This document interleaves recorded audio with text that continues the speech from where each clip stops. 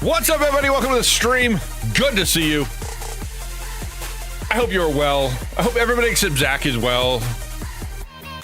Now, let's not start the week like that. I hope Zach's well, too. Come on. Let's be nice. We don't need to be mean.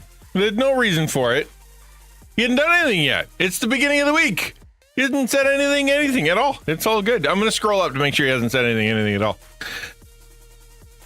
We're good. Hello, everybody. Welcome to okay, we're fine. Let's be nice to Zach, for now. Kick the week off to a good start. I do have merch. I do. I like my t-shirt is really cool, and my shaker is really cool. Both of those are really, really good. How are you? I'm gonna make sure that I scroll up. Did anybody say anything of note or interest that I should be paying attention to?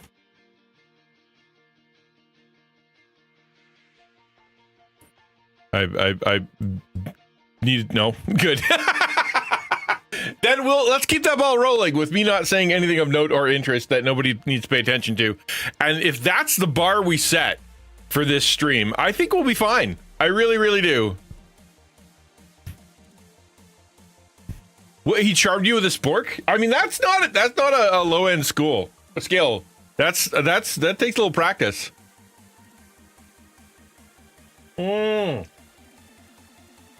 Factual.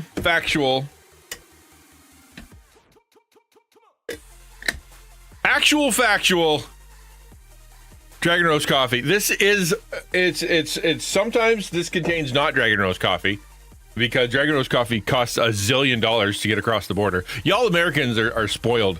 You guys can get it for free shipping. It cost me an arm and a leg, and it's exciting.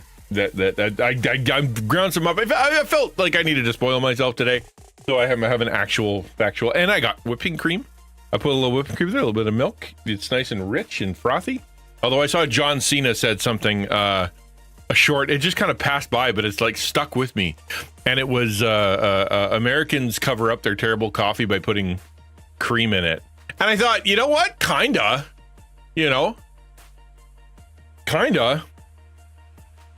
What's in the adult cup? It's just coffee, man. Just coffee. Only coffee. Otherwise, I wouldn't last very long. You get coffee while you're down here. No kidding, right? Honestly, like I've actually strongly considered coming up with like a bunch of things. But then the problem is, you gotta carry those back. You drink it black? Yeah, no. I don't put sugar in it anymore. Like I used to be double guy. Obviously, as a Canadian, you're instead of breast milk, we use doubles. That's just tradition. But like it took me a little while. It was like you 2 spoons and then 1 spoon and then a half a spoon, and then now I like it black. If I put sugar in my coffee, it tastes too sweet. I don't like it nearly as much. And then I end up go to Starbucks and then they put like I don't know. Half a cup of sugar. Apparently that's pretty good because I don't mind those drinks. Cream and coffee. I've had very few coffees that need stuff in it. Dragon Roast is really good, and you can drink it black, and I kind of agree with John Cena in that whole good coffee you can probably just drink. But you know what? Was that double? You don't know what a double is? That's 2 creams, 2 sugars. I've thought about taking this song off of the playlist because it goes so freaking hard. You know what I mean? I did. I said instead of breast milk.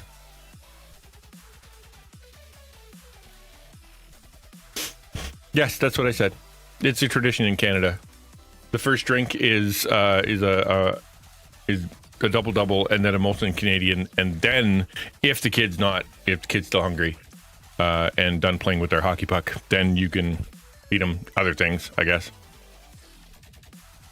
Folgers is at least drinkable. Maxwell House isn't coffee, it's pipe tobacco. Hey, I'm not starting that up again. Last time I mentioned a coffee brand specific and said it was gross, I got my wrist slapped by someone who said, like, my father, who was in the army, who died as a soldier, loved that, and you've just insulted him and the entire United States Army. And I'm like, so I'm not going to do that again. I can't. Like, that was a strong opinion. Okay, I'm gonna leave that alone.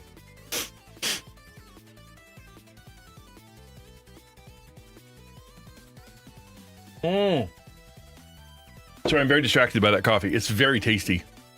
So today we're going to be doing something really interesting, actually. Feels like Weird Wednesday vibe stream. This is the only stream we get for the next like week. So this is it. If this one isn't any good, then what do we did nothing to do. Thank you, sir.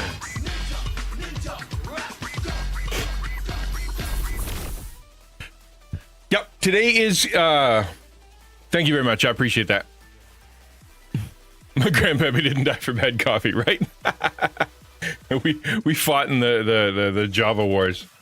Yeah, this is the only sermon. This is only wow, old school, man. Let's go.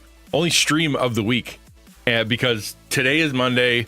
Tomorrow is Tuesday, 9:15 a.m. I'm gonna be there. They're gonna be carving up my face and scooping out goop from the inside of my gums, and then I'm not allowed to. She said, if you need to do anything with, like, take a picture, or if you need to, like, say stuff, say it now, do it now, because a week out for the week after, you're going to be at home. You should not talk very much, and you should like, your face is going to be bruised, so you're not going to want to be on camera or anything, and you're not going to want to talk, and you're going to have to live on like boiled chicken or soft stuff. And I'm like, wow, that shouldn't interrupt my life at all. But except for all I do is go on camera, talk, and eat.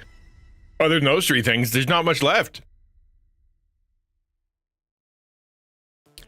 Bullet soldiers going, since that's also like saying don't insult MREs as bad food.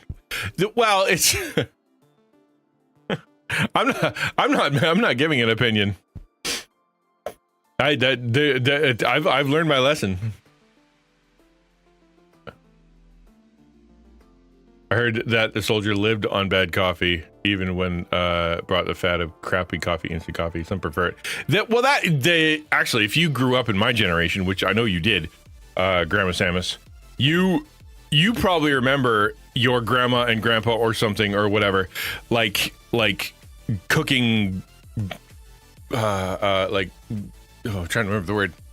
The depression era food, because that was like their thing, and you didn't waste it, or that was the thing that they just kind of grew up with as kids. It's got like sentimental value to them, but like with the modern eyes, it's like horrible. The one that leaps to mind is my grandfather, who would fry bacon, and then he would crack eggs into the bacon. And then kind of like deep fry the bottom of those, and then scoop those out, and then toast his toast in the bacon grease, soaking up the bacon grease. And it's like, well, you don't want to waste anything. And I'm like, yeah.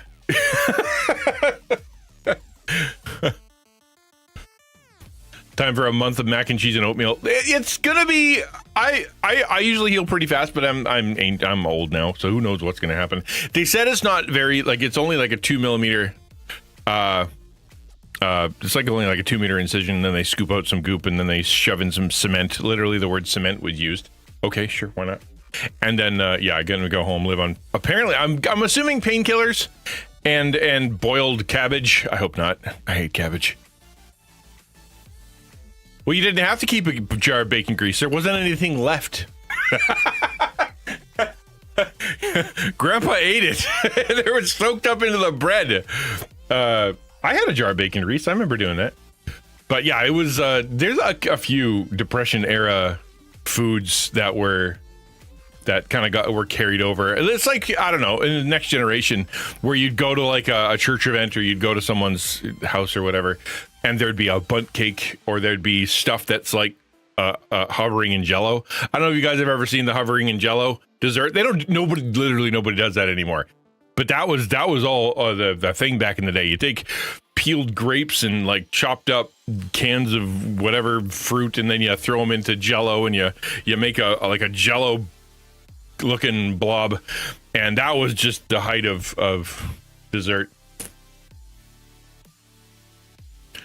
I live at instant coffee my first year in university. I'm not bigoted. This is informed hatred. Dude, I tell you what, I did not know this, but there is some very fancy instant coffee out there. I mean, like really fancy, like multiple dollars per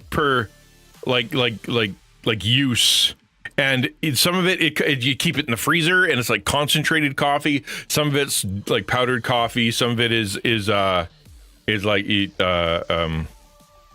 liquid, like in a jar. Like it's a thing. And I was like, I didn't know that was a thing. I thought that's crazy, man. I didn't think you could have fancy instant coffee, because instant to me immediately has like connotations of like just bad. But this is very, very, very fancy stuff. So you can have fancy instant coffee. I'm not going to try it. I kind of want to, because, you know, sort of the what's that like? But at the same time, I'm like, I've had instant coffee. I take the time, like this one here. This is pour over. This took me probably 10 minutes or more to make between you know, getting the stuff together and heating the water and doing the pour over thing over and over and over and over and over, and then letting it, you know, kind of breathe and settle and whatnot. Like it takes some time, and that's my first cup. Today I wanted a good cup of coffee to start the day, and so I put the time in. It takes a little while. Instant is it has drawbacks. Bacon and egg and toast mashup. No, it wasn't. I'm not saying it tasted bad. It did not taste bad. My grandma and grandpa were the ones who also introduced me to cinnamon toast, right? Like where you take butter, cinnamon, and brown sugar, and you wipe it all over bread. I'm like, here, eat that. Like, it's not as bad as a fluffernutter. I will admit that. It's not as bad as angel bread. I honestly think there's some redeeming factors to eating a little cinnamon. But if I think it was, is it in the Dutch or wherever, somewhere over there in the Holland area, where they have white bread with marshmallow fluff covered in like chocolate sprinkles, and that's a sandwich, right? That, at least I would say the cinnamon and maybe the molasses has some redeeming quality. But other than that, there's no redeeming quality to it. I think it was angel bread, right? Angel sandwich or something. They have a word for it. We had instant coffee for free at school. It was liquid concentrate that had water combined with the machine. Oh yeah. Still icky. Well, with the instant coffee, you have to get the ratio right. You can't just throw it in. Did I just go? Did I pull a full Sylvester's? Wow. My mouth doesn't work. You need the right ratio, otherwise it's not going to be good. It's not. You gotta use according to manufacturer specifications. I've had his toffee like one brand. It's pretty like my daughter. Yeah, fluffer and fuck that. She's got exactly right. I do keep some instant espresso around for cooking. Occasionally, I'll sneak some dimitas of it. Sneaky dimitas. Dimitas. I like that word. I don't know what it means. I'm going to look it up. DEMITASSE. It means a small coffee cup. How small? That's normal coffee cup. That's what all the normal people drink out of. Is a demitas, I assume. You're not talking like an espresso shot. It's like the little Queen's teacup thing version. All right, I don't know. That just looks like coffee. Mug is a little bit bigger. Mug is like 8-10 ounces. How many ounces in a demitas? Let me ask that. How many ounces in a demitas? There are two or three. That is the espresso cup, the little tiny one. Okay, yeah. Why would you an instant version of that, man? Yeah, I mean, I can see that. Like, you just a little. Yeah, I can do that. I can respect that. That's good. That's a good idea. I can do that. I look at I have a couple upstairs, you know, in case it ever comes up. But I look at them and I'm like, well, I'm never going to make that much coffee. If I'm going to make coffee, I'm going to make this much coffee. Like, I am not going to be doing that. All right. Sorry, I'm a little behind in chat.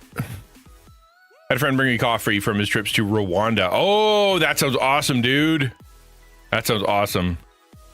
I had instant coffee that tasted like coffee one break. Oh, see, that sounds awesome, Star Blue. Yeah.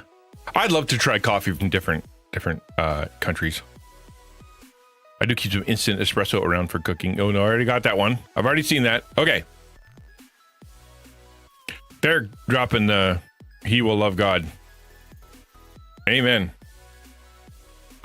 The fanciest I get when I drink coffee is I lift my pinky. You have to. It's those cups. What are you gonna do? Not lift? Like you can't grab it on like a ham-fisted monkey.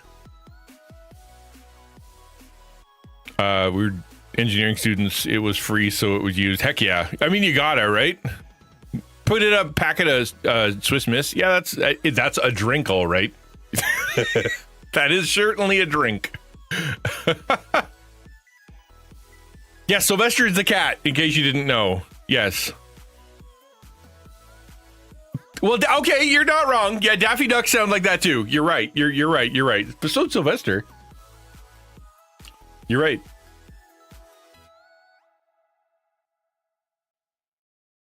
Despicable. Sylvester's cat, but his impression was Daffy Duck. there's the chat debate for the day. I love that. Let's write about that. I like that. That's a knockdown, drag out, split the chat on when XtianNinja went during a word. Was it Daffy Duck or was it Sylvester the cat? There's only a certain generation that can argue that. You know, to be fair, same. There you go. Right? Yeah, same voice actor, same deal. I think Jones just brought peace to chat. You can't even argue it. It's the same guy doing the same thing with a different image.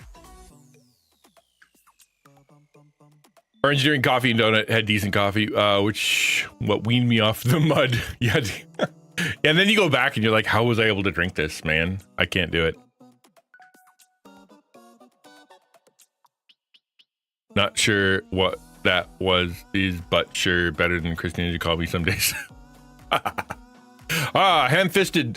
Zach is a ham-fisted monkey. Ham-fist. Okay, let's. Here's what we're gonna do. Let's get into the thing. I'm gonna show you what we're doing today. Today we're gonna be talking about some stuff. I'm gonna move it into. Let's just go straight to the sax. I like the sax. That's just the way it is. That is the wrong thing. I like jazz. Let's do jazz. So we are today. I came across something during my searches during my of things, and it was the let them theory. Has anybody here heard of the let them theory? I'm gonna hit the talk start button just to say we did. So I was surfing through my feeds and I came across something called the let them theory. Has anybody heard of the let them theory? It's an interesting one. Apparently it was 2 years ago. Apparently it kind of went through the news and stuff. I missed it. I don't know what I was doing 2 years ago. And then it was apparently it's come back. And it's such a fascinating thing. I saw it in Relevant magazine, but it was an article. It's like, that's not a good thing. And then I went and watched a couple videos about it, and I'm like, oh, that's interesting. I can see both sides of that. So we're going to talk about the let them theory, which has, I think, some good sides and also some bad sides. There's two important caveats. Number one, I've only watched a couple videos on this and read a couple articles. And for two, so I haven't read the whole book. So that's important caveat number one. And number two is that I can't remember number two. I had two caveats. There is another caveat. I will discover what it is later. If anybody gets mad, that was the other caveat. Okay. Yeah. I think this thing has benefit. I think it's worth listening to. And then at the same time, I think it's incredibly dangerous. Oh, that was the other thing. Like any advice that you could only hear a bite of, and people take that little bite and they go running towards whatever the application of that 1 minute sound bite that's been condensed into 30 seconds, that's been reinterpreted by 50 other influencers, that's been seen on a coffee cup. and then decided that someone would dedicate their life to that. There is a lot of opinion and iteration and things happening, and I'm not going to say everybody who is that I'm going to play a video of thinks this or whatever, and I'm not going to say that it's not simple, but it's a good discussion topic. It's leading to good things, and I think it'll be helpful. So, does anybody have anything they want to? Anything they want to say first before I just kind of pray and jump into the thing? Christian t-shirt company I used just came out with the Let Them shirt, but I don't know. Oh, okay. Well, then there you go. That's interesting. That is super interesting. Super interesting. I want to say I like that shirt. You like this shirt or you like the Let Them shirt? Quiz is not letting that go. All right, can we circle back? Says Quiz to the Daffy Duck Sylvester thing. Can we? You've ruined my day. What's that quote? My disappointment is immeasurable, and my day is ruined. Can we go back, please? I love that. Ukulele just said that her T-shirt came out with a Let Them shirt. This is a shirt from my mommy. That is true. Sup? Good to see you, Banana. Okay, we're going to back this thing up. We're going to maximize. Let them. Just let them. You know what I'm saying? Let them. That's what she's saying. I'm going to try to make this bigger using the power of the floating player. There's look at that. Wasn't that interesting? Didn't know that was a thing. Can it make it bigger? Do I have a bigger button? Can I double click it? No. What are you even doing? She really wants to get into it. Okay. Let them fight. Yeah, it's okay. So let's take you through this. I'm going to let you watch two videos. Okay. And then we're going to watch her video.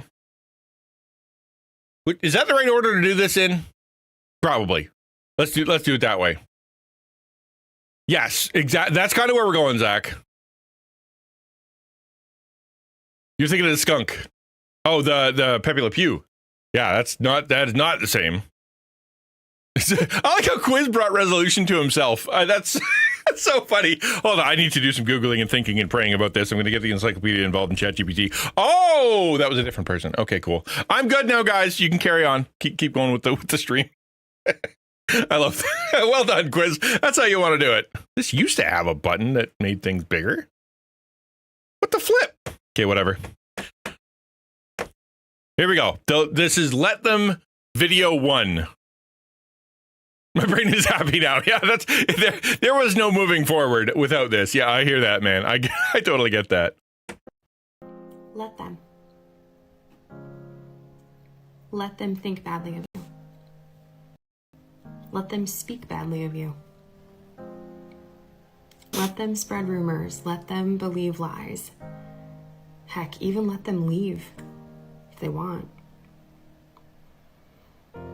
You see, we spend so much energy trying to defend ourselves, to convince people of who we are. When the truth is, the people that really love us and appreciate us don't need any convincing at all. It is not worth your energy or your effort to try and convince someone to believe the best in you or to convince them to stay.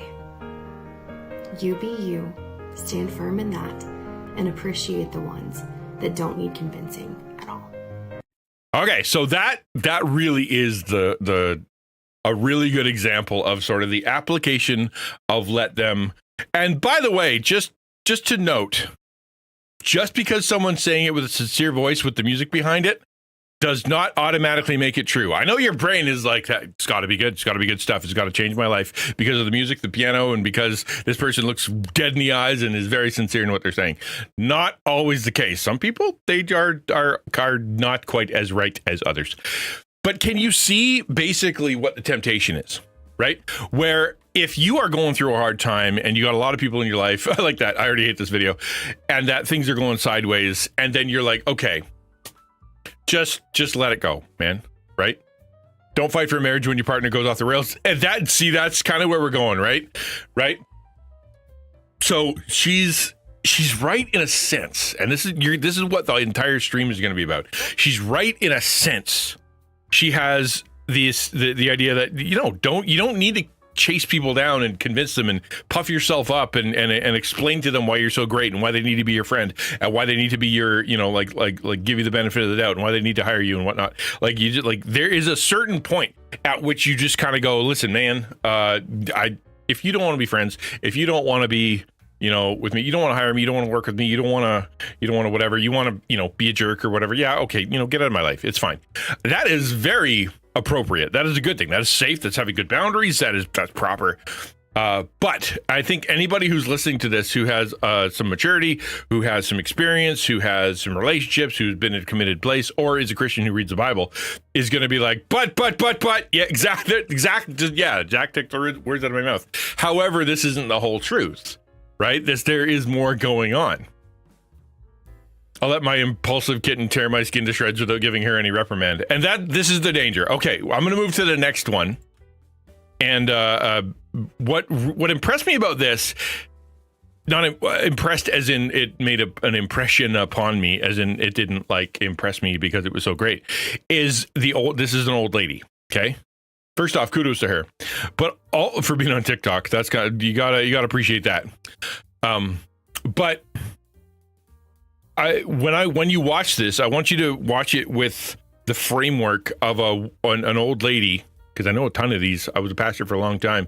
Just an old lady who is at home by herself. Okay, at home by herself, a lonely old woman whose family doesn't visit anymore or whatever. So give this one a watch. Let them. Let them. Let them. Let them. Just let them. If they want to choose something or someone over you, let them. If they want to go weeks without talking. That is an awful version. I found a different version with this old lady talking without the screaming guitars over top. What the flip? Where's the old lady? She was down here at the bottom. So, I watched a few. Oh, crap. I guess you can't refine. It's like Instagram, right? You find something good and then it's just gone forever because you move past it. There, maybe? Just let them. If they want to choose something or someone over you, let them. If they want to go weeks without talking to you, let them. If they're okay with never seeing you, let them. If they are okay with always putting themselves first, let them. If they are showing you... I want to pause there because it breaks my heart to listen to that, right? You got to favorite it or sneak download it. No kidding, right? Otherwise it's gone. But listen to that again. But put yourself in the position or say as a counselor, a pastor, or someone who's looking at an old lady who is kind of divorced from her family or from her friends, not because they died, but she's sitting at home miserable and alone, right? Just let them. If they want to choose something or someone over you, let them. If they want to go weeks without talking to you, let them. If they're okay with never seeing you, let them. I hate everything about that, okay? Yeah, I fought for my wife. I don't really get a single. I didn't let her. I fought for our marriage and would do it again. Well, that's it. So, if someone came up to this old lady and she's been at home for a really long time, all she sees is church. She comes to church, and she's like, I'm lonely and afraid. And I'm like, well, where are your kids? Where's your family? Where's your, where's the people that, because we're your friends, whatever. And so she's like, I read a book and it said that unless they call me, I ain't calling them. Unless they want to come see me, I'm not going to go see them. Unless they remember me, I'm choosing not to remember them.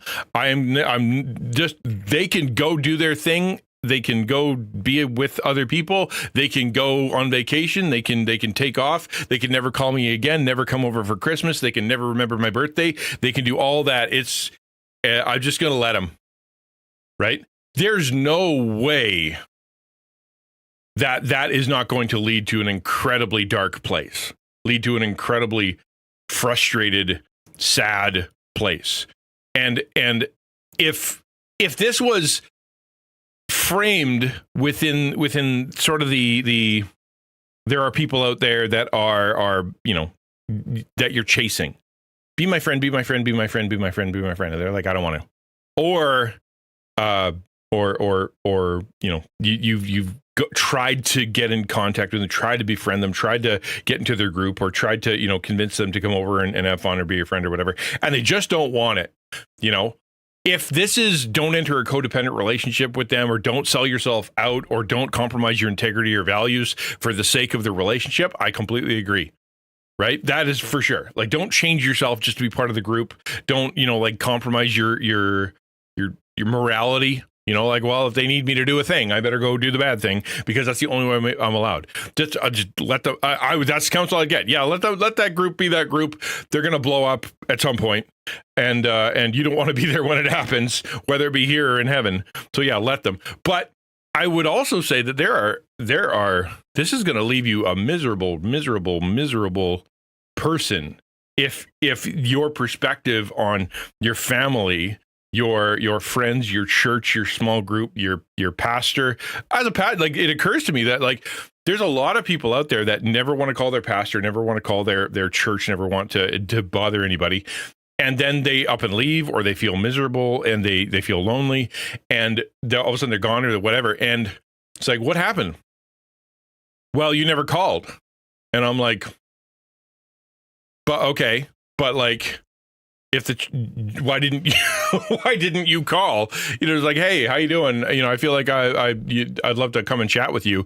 The pastor's not going to be like, no. You know what I mean? Like, if you got mixed up, or the phone number was wrong, or whatever, you just kind of got shuffled under the cards.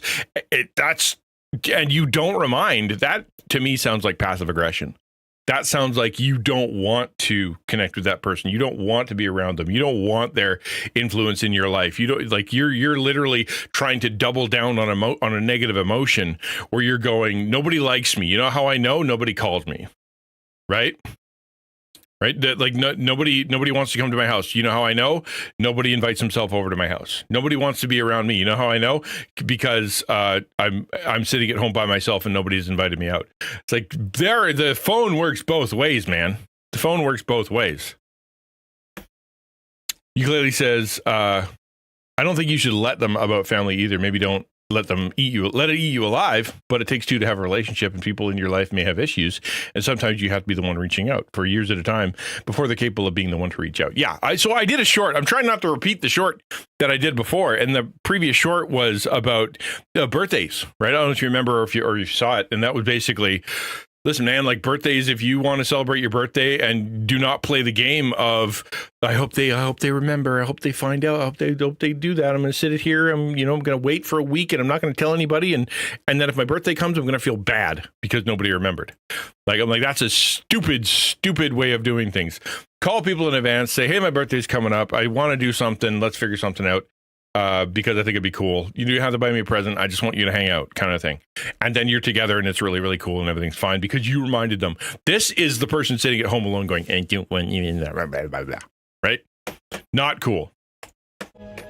If they are okay with always putting themselves first, let them.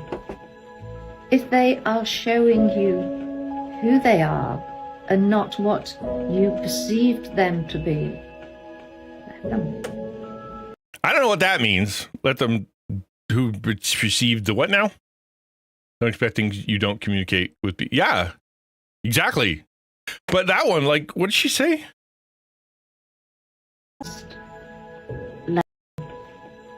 If they are showing you who they are and not what you perceived them to be, let them. So if the let them thing is like, you're not gonna be able to change that person because they're being a hypocrite because they're committed to their own folly and their own stupidity or whatever. Yeah. Like, yeah, okay. I kind of get that. Like I can't make that person behave. I can't make that person like, the person who I want them to be, especially considering so many people in their framework of life is you need to do things the way I do things. You need to see things how I see things. You need to worship how I worship and look at how I look and use your money how I use my money and have a relationship like I have a relationship and run your farm like I run my farm and go to work like I go to work. And like that's just how life is best, is you doing things the way I do, because I'm basically Jesus and you should be like me. And they would never say that, but there are so many people, even within the church or otherwise, who when they convert someone, they're converting them to the version of Jesus that looks the most like them. Right? This is how Bible study is done, and this is what you should do, and this is what your spiritual gift should be, and this is how you run. This is how you engage with God. This is all that stuff, right? And in a sense, like, I completely agree. Listen, man, if they're going to be different, and that is totally fine, let them be different. That is perfectly appropriate. However, if I took this approach with my children, if I took this approach with like the people that I'm pastoring, if I took this approach with other people in my life, and I never called out their hypocrisy, hey, bud, you are being a hypocrite. Your actions are not meeting your words. Your words and your actions are different. I'm seeing difference in you that is wrong. I'm calling it out, man. And maybe it's just because I have a prophetic nature. Maybe it's just because, I've been a pastor for so long. Maybe it's because of whatever. But when I see something, glares at previous men's group. Whenever I see something sideways like that, I call it out. It happened literally this morning. I'm not going to say who, but there was someone who said something, did something that was against the values of the people that they said that they care about. Right. So I'm like, hey, that is a hypocritical thing to do. Here's why. Here's why that's going to get you in trouble. Here's why that doesn't show love to the people that you say that you're trying to love. Here's how this is going to be a problem, or how you're going to be perceived. Their response was, I don't care. And then they doubled down on it with, I don't care about that. And I also don't care about this other thing that's important to them. And I'm like, what? On one side of your mouth, you're saying, I care about these people. I want to help these people. I want them to, I want this whole thing, my life to be really important to them and to help them. And then on the other side, you're saying some of the most important things to them I do not care about. In fact, I will break, covenant with them and hurt their feelings over. But I'm doing both. Like, in my opinion, as a good friend, as a good whatever, you have to say that's hypocritical, right? That's going to come bite you in the butt. You're going to offend some folks. Your opinion is off, man. Like, there's something going on there. And if you don't say it, I think you're wrong. Am I the morality police for planet Earth? No. And I shouldn't be doing that for everybody. But if you're in my life and I know you and we were in communication and I see it boldly, I should at least ask the question, right? I should at least ask the question. But Anna said, oh, sorry. Well, keep it up. Make sure I got all the way up. Zach says, woe dangerous, basically what you see in reality and your perception. Your perception is right. Not the proof they're different in their perception. Gross. Actually, that's a super good point. Like, you could be wrong. Here's something that, yeah, why don't you think of that there, Ninja? Because I'm never wrong. That's why. So it never comes up. But for other people on planet Earth, you might be wrong about that person. Right? You might be sitting there thinking something wrong about them, thinking of, that they're being inconsistent, that they're being sinful, but they're being wrong, that they believe something they don't believe. And you're just going to be like, well, I'm not going to be in a relationship with that person anymore. And off you go. And it's your wrong. You didn't see that right. You didn't hear that right. You heard it third hand from gossip. There was something going off, right? Like you probably should ask that question, man. As a pastor, as someone who's in a sort of professional public Christian role, there have been lots of times people have heard something I didn't say or think something about me that wasn't true. And they've been all, huffy and mad and left, or they properly called me up and like, hey, did you say, No, I did not. And I don't believe that. And where did you hear that? Like, would it, like, so no, All right, man, have a good one, Jones. Like, it's, I want them to call me. I want to clarify. Sometimes I'll be like, actually, yeah, you did hear that. And this is why I believe that. But other times, like, no, you heard wrong. That's something wrong with that. This whole let them thing, like I said, it's got a good feel to it until you scratch the surface a little bit. Banana says, if they're showing you who they actually are and you're no longer the facade that they had, drop them like a hot potato. Wait, why is every single married couple out there ever divorced? Well, that's the thing, right? Like, when you're dating, you are putting on your best foot forward. You are trying to be extra suave and extra cool and extra pretty and extra nice and extra gentle and like that. You're trying to attract that person because you see something in them that you want from them and that you think is cool and that you want to build a relationship with them. And so therefore you're not, doing the whole body odor, blow a fart and really tell them exactly what you think of the anime that they said is their favorite anime. Like, you don't do that. You're just you wait on that one. You let that come out later, and that's okay. That's perfectly okay. But at the same time, if your perspective is unless they agree with me, unless we are exactly the same, and I believe and everything they say is 1,000% consistent or whatever, like then I will delete them from my life. I don't think that's fair. I don't think that's fair. If they want to follow the crowd, let them. No. It's funny because I'm not even in the actual content from the maker. No. Okay, so what does let them, mean? We're going to cover that in a second, but there's a big difference between if they are so committed to their sin, so committed to their stupidity that there's nothing you can do, release, the Bible, release them unto Satan and let them have, see how life's like over there. And hopefully they'll come back for reconciliation because the whole point of releasing is for reconciliation. That's the idea. However, if you love that person at all and they're following a really bad crowd and that bad crowd is going to get them in trouble, do your darndest, man.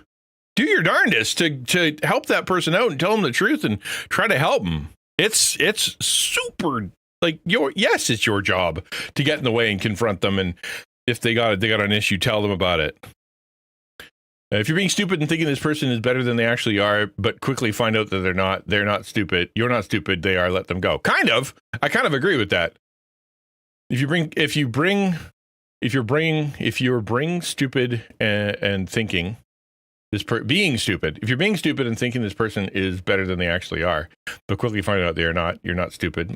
I think that's the thing. Like if you start getting if you're in dating or if you're in the whatever, and all of a sudden your vibes start going off, I think if you care about that person or you built a relationship, you gotta ask, man. Like, hey, man, this is the feeling I get. This is the thing I heard you say. Am I correct in that you believe that? And if they're like, actually, yeah, I do. I'm like, well, have a nice life, and we're done. But if it's like, well, let's talk about that and let's, where's your perspective? That can actually build the relationship more. The mentality has been leaching from the secular world into the church. It's not loving. It makes people soft. Not only makes them soft, but it makes them empty. If they want to judge or misunderstand you, let them. What terrible teaching. You'd be a terrible teacher. Can you imagine? I mean, yes, in a sense, if they're like, everything you're doing is wrong. Like that was very, Jesus, go ahead. I'm going to do my thing. You go ahead and get mad at me. You go ahead and be upset with me. I'm going to go hang out with the lepers. I'm going to hang out with the poor people. I'm going to hang out with the people that are the prostitutes and the tax collectors. That's who I'm going to hang out with. And you all are getting upset about it and judging me. Go ahead. Go nuts. And he said the same thing to his followers.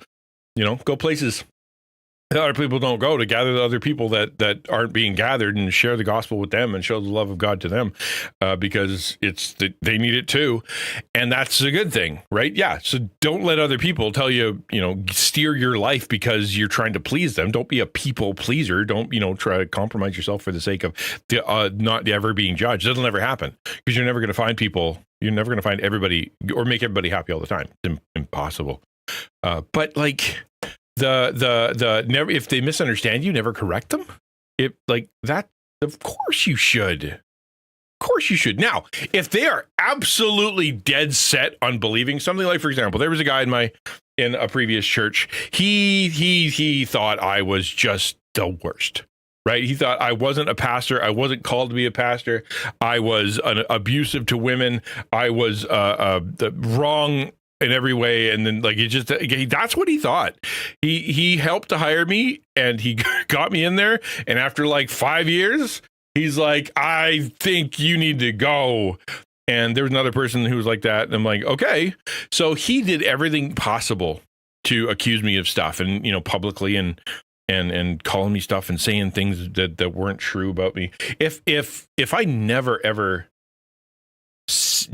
explained my side or never ever said anything like actually you're wrong, that is not how I feel, go ahead and ask everybody, right? Literally go and ask everybody.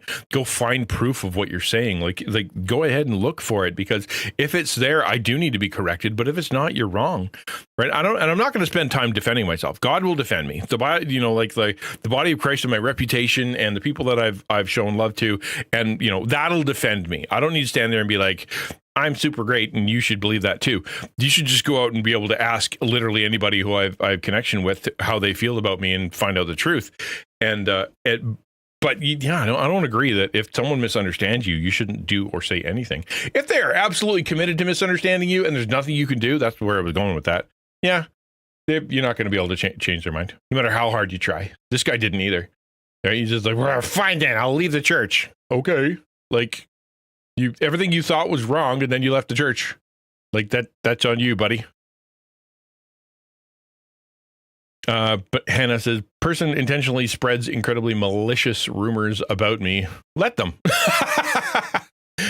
Watch everything in my life fall apart because one person doesn't like me and made the rest of the world's problem. Let them. Yeah, they're dangerous. So far, the videos had to find where the word "let them" threshold is. They have not. Exactly. And that's the problem with taking your truth from TikTok. Without going into profanity, it sounds like a bitter person saying to hell with them. She comes across, she's saying exactly. Well, that's, and the thing is, I've known a lot of old ladies who really thought this. They were miserable, right? Like they couldn't get along with folks and they couldn't join groups and they would come to church. Right. And they would just be just miserable. They wouldn't host. Their kids didn't like them. Nobody and they sitting around going, well, let them not like me and let them not understand me and let them. No, I'm never going to ever talk to anybody. like, wow, that's a lonely life, man. Although, yeah, Banana said, if you try to be friends with them for months or years, but they don't seem interested in being friends with you, let them. Yeah, I agree with that. Some people won't be friends with you. Move on. If they act like they can live without you, let them. If they want to walk out of your life and leave, hold the door open and let them. So part of my story is I had a son who was willfully disobedient, lost his marbles like you wouldn't believe, right? Grew up in the church, grew up like number one Awana guy, like 1 billion awards for Bible study and whatnot. A good kid, smart as flip. Him and I vibed really good on a lot of like logic stuff. Like, it's really, really good. And then he did some kind of switch flipped when he was 13 and a half kind of thing. And he just started to be committed to his own destruction. He just decided one day, talking about my other son, like, what the heck, man? What? And the way that my other son said is like, well, I was talking to him because they bunked together. And I'm talking, and he said, basically, I'm going to see what life is like if I just say no to everything Dad says. And I don't know how he got that in his head. And I don't know where that came from. And I don't know why anybody would do that. Because I feel like we were doing fine. Like we were life wasn't bad. Right. And so he was just so committed to his own destruction. He hurt himself and he hurt others and he, broke relationships. He, ended up in jail, addicted to stuff, living away from home, scaring people, abusing people, bouncing into 20 different foster homes, and then landed in a home in another town somewhere where he made a ton of bad decisions and didn't want anything to do with his family and didn't want anything to do with anything positive, and then he died of a drug overdose. The end. And so this, like when I watched this video, like whatever that last one was, Doubt you. Let them. If they want to walk out of your life and leave, hold the door open and let them. So I fought for 2 years daily to the place where he was physically assaulting me. And I was still trying my best to help, to guide, to love, to assist, to something, anything, just to do something, to be there so that he, to kind of keep him from blowing up his life. And then he at one point he wouldn't be there anymore. Like what ended up happening basically was that he started making decisions that were so Congo Bongo that he ended up in a mental health facility. And once he got there and the people started talking to him, and he was under doctors and under now government influence, the government started offering him things like, hey, do you want to not be at home? Do you want to not be there anymore? Do you want to emancipate yourself? Age 15, right? Age 15. You like no reason. Like are your parents abusive? No. Are you like what's the problem at home? I don't know what his answer was. I have no idea what his answer to that was, but they said sure. And so they gave him money, and they gave him an apartment, and they gave him a way out, and they tried, and it was bad. It was a bad scene. And so in a sense, there was a time at which I had to let go. I didn't have a choice, right? I didn't have a choice. I couldn't fight for him anymore. I couldn't influence him anymore. He was offered a way out, and he took it.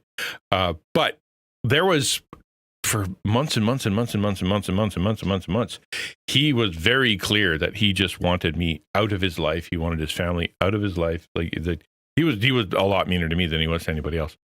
But at no point was I about to go, you 14-year-old, head out into the world, or 15-year-old, head out into the world, and hold the door for him, let him go. That's insane, right? That's abuse. It's horrible. That is the most horrible thing I could have done at that time, is to let him go and do whatever he felt and whatever he felt, however he felt it, because he was off, man. He was off, man. He wasn't seeing straight. So I tried to guide him and help as much as I could. And he was so committed to his own self-destruction, eventually there was nothing I could do. Right?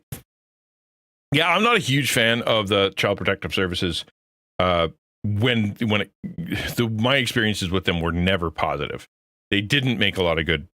They didn't make any good decisions, and it was very bad. It was just really, really bad.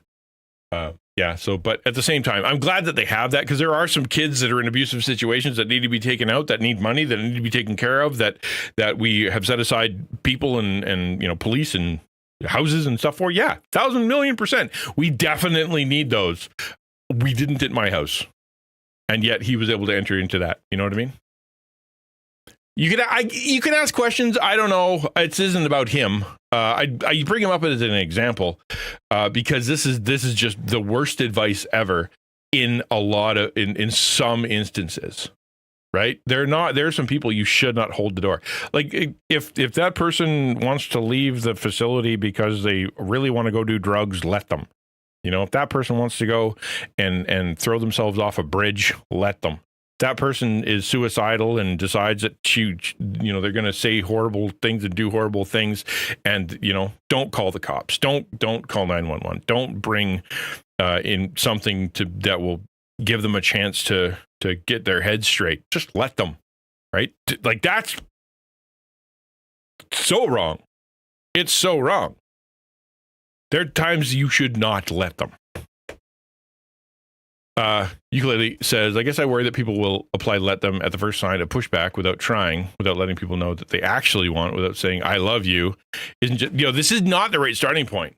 Right. And that's the benefit of the doubt that I'm trying to give to let them, is that you have tried, right? That you really have tried. Like in your marriage, in your friendship, in your small group, in your church, in your class, in your work, in your relationship with your family. Like you made your heart known. You offered relationship and forgiveness. You offered the chance for reconciliation. You've tried to, kind of get in their way of their destruction, or you have, and this is all assuming that you're not the problem. Right? Like, this is also assuming you're not the problem, because you might be the problem. You might be the one who's thinking is completely off, who's, going through a manic episode, who's going through kind of depression, who's completely paranoid, who, did some stuff to their brain that wasn't good, and you're off. And you need people who you love, and you need people who care about you and who are seeing straight, that you can trust, that are going to get in your way and go, don't, man, you don't. And I'm not going to let you do that, because unless they hold you back, your big dumb brain is going to get you really, really hurt, or permanently, do something permanently bad. And so therefore, what if you're the one that's off? Like, if somebody tries to stop you from robbing a bank, hold you open the door. Somebody stops you from destroying your marriage, and just, dude, how many dudes do I know that were like, I sure do love the porn, and now that I've been loving the porn for a long time, my wife's not looking so good, and now there's this girl that I know who's at work, and I spend a lot of time with her, and she seems super nice, but my wife seems super not nice sometimes, and so therefore, I think God's telling me that I should go and divorce my wife and go with that other woman. It's like, no. No, you should not. With this philosophy, sort of to push to an extremity, it's like, oh yeah, you want to destroy your life and destroy your marriage and destroy your family, your future, your children, and everything else? By all means, man, let them. I'll open the door. I'll drive you to her house so that you can ask for a relationship with this person. Like, no, of course not. You need people to get in your way. You need them. Absolutely need them. Let them lose you. You were never theirs, because you were always your own. That sounds... So let them. What? If they act like they can live without you, let them. If they want to walk out of your life and leave, hold the door open and let them. Let them lose you. You were never theirs, because you were always your own. I have no idea what that means. Let them lose you. See, remember, this is from my perspective, having lost somebody, right? And been on the edge of losing others, right? Just let them? I can't fathom that. Right? And this, I would imagine, I'd like to believe with all my heart that in the framework is like, we're not talking about factoring out mental illness and factoring out a terrible situation or PTSD or whatever, let's put that to the side. This is just like normal human interaction stuff. You can't change people. You can't change people's minds. Some people are just committed to being stupid. So you know what? You move on with your life. That, sure, okay, I can kind of get behind that. But like, that is definitely not the whole truth. Okay, I'm gonna let her talk now. No, wait, hold on. This video. Yeah, I'm gonna just show you this. You have to look at this one. Unfortunately, it's not good for audio. It says what it looks like when practicing the let them theory. Truer things have never been seen.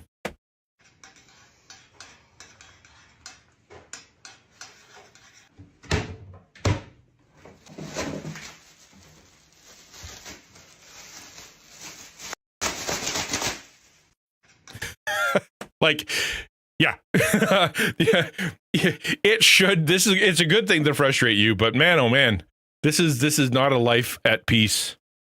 This is not a life at peace.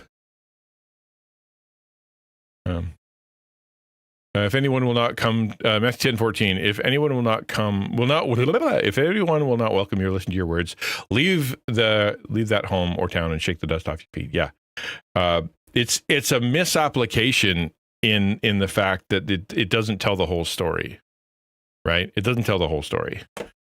So yeah, let's look at this then.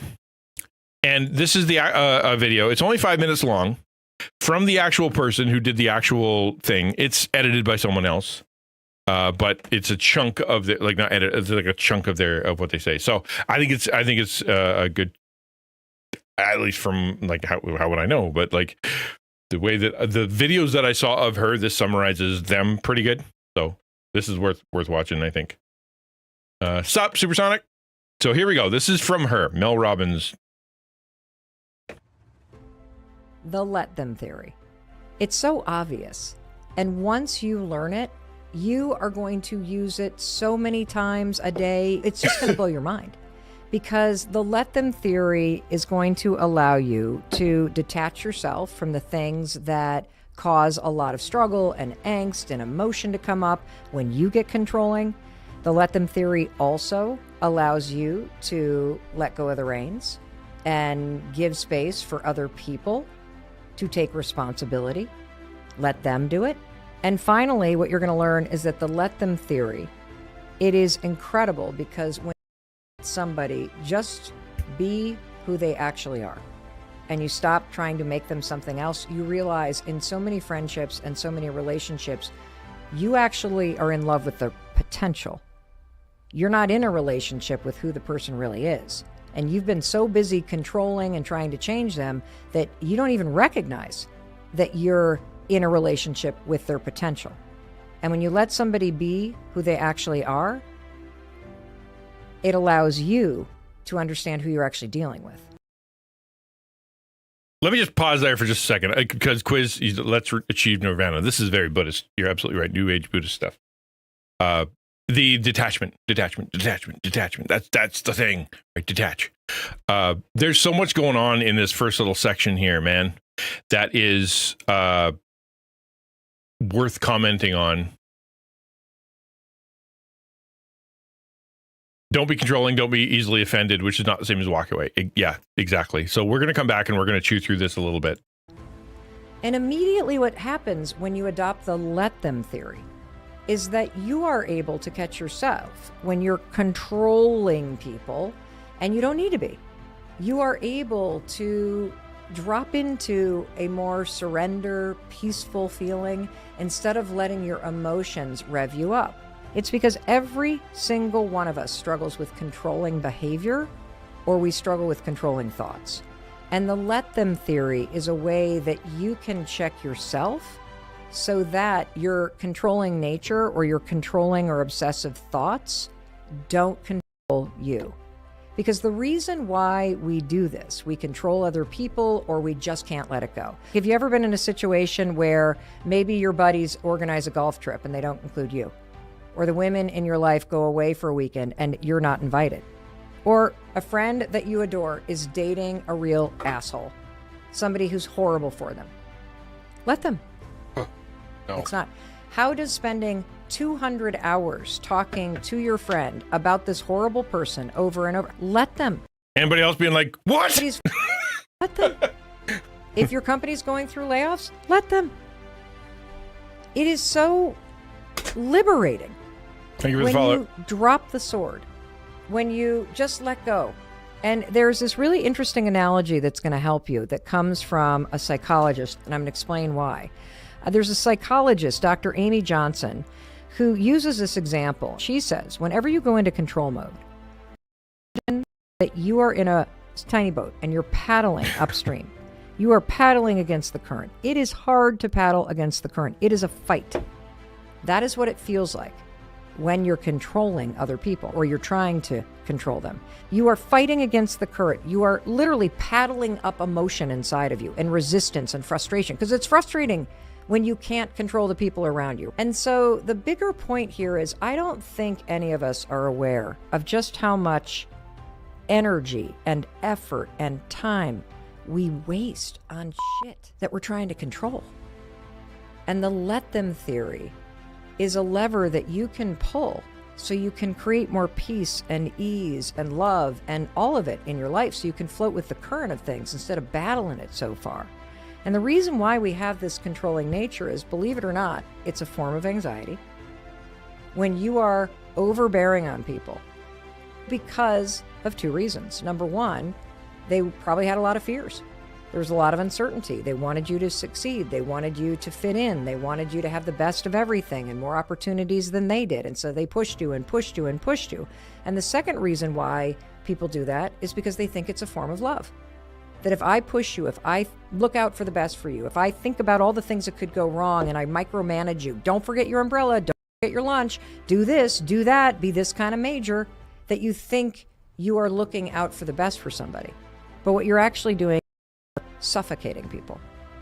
The second reason why we are also controlling, why you need the let them theory, is because it's easier to focus on other people. You trick yourself into thinking. That's exactly right, Star Blue. Controlling people is equivalent. Seeing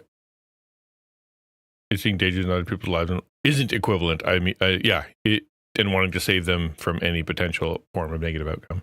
Yeah, it's not the same. That's, again, the danger of watching these things like this is that the lack of nuance, but we're going to go through it a little bit. That you're going to be in control if you can control other people.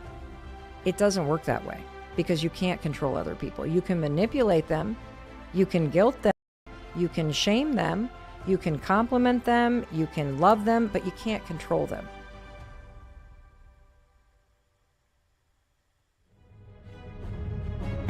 Okay, so first thing I want to do is I want to kind of get your, what's your first impression of that? What do you think of that, man?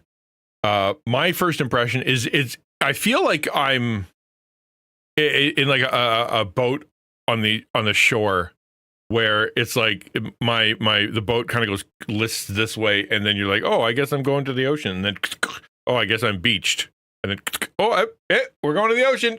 Nope, apparently we're not going to the ocean. Like, I feel like you're not landing anywhere with some of this stuff, and because nuance and moderation aren't there, right? We can't control what you do, but I can tell you if the bridge is out in the road, you're traveling, right?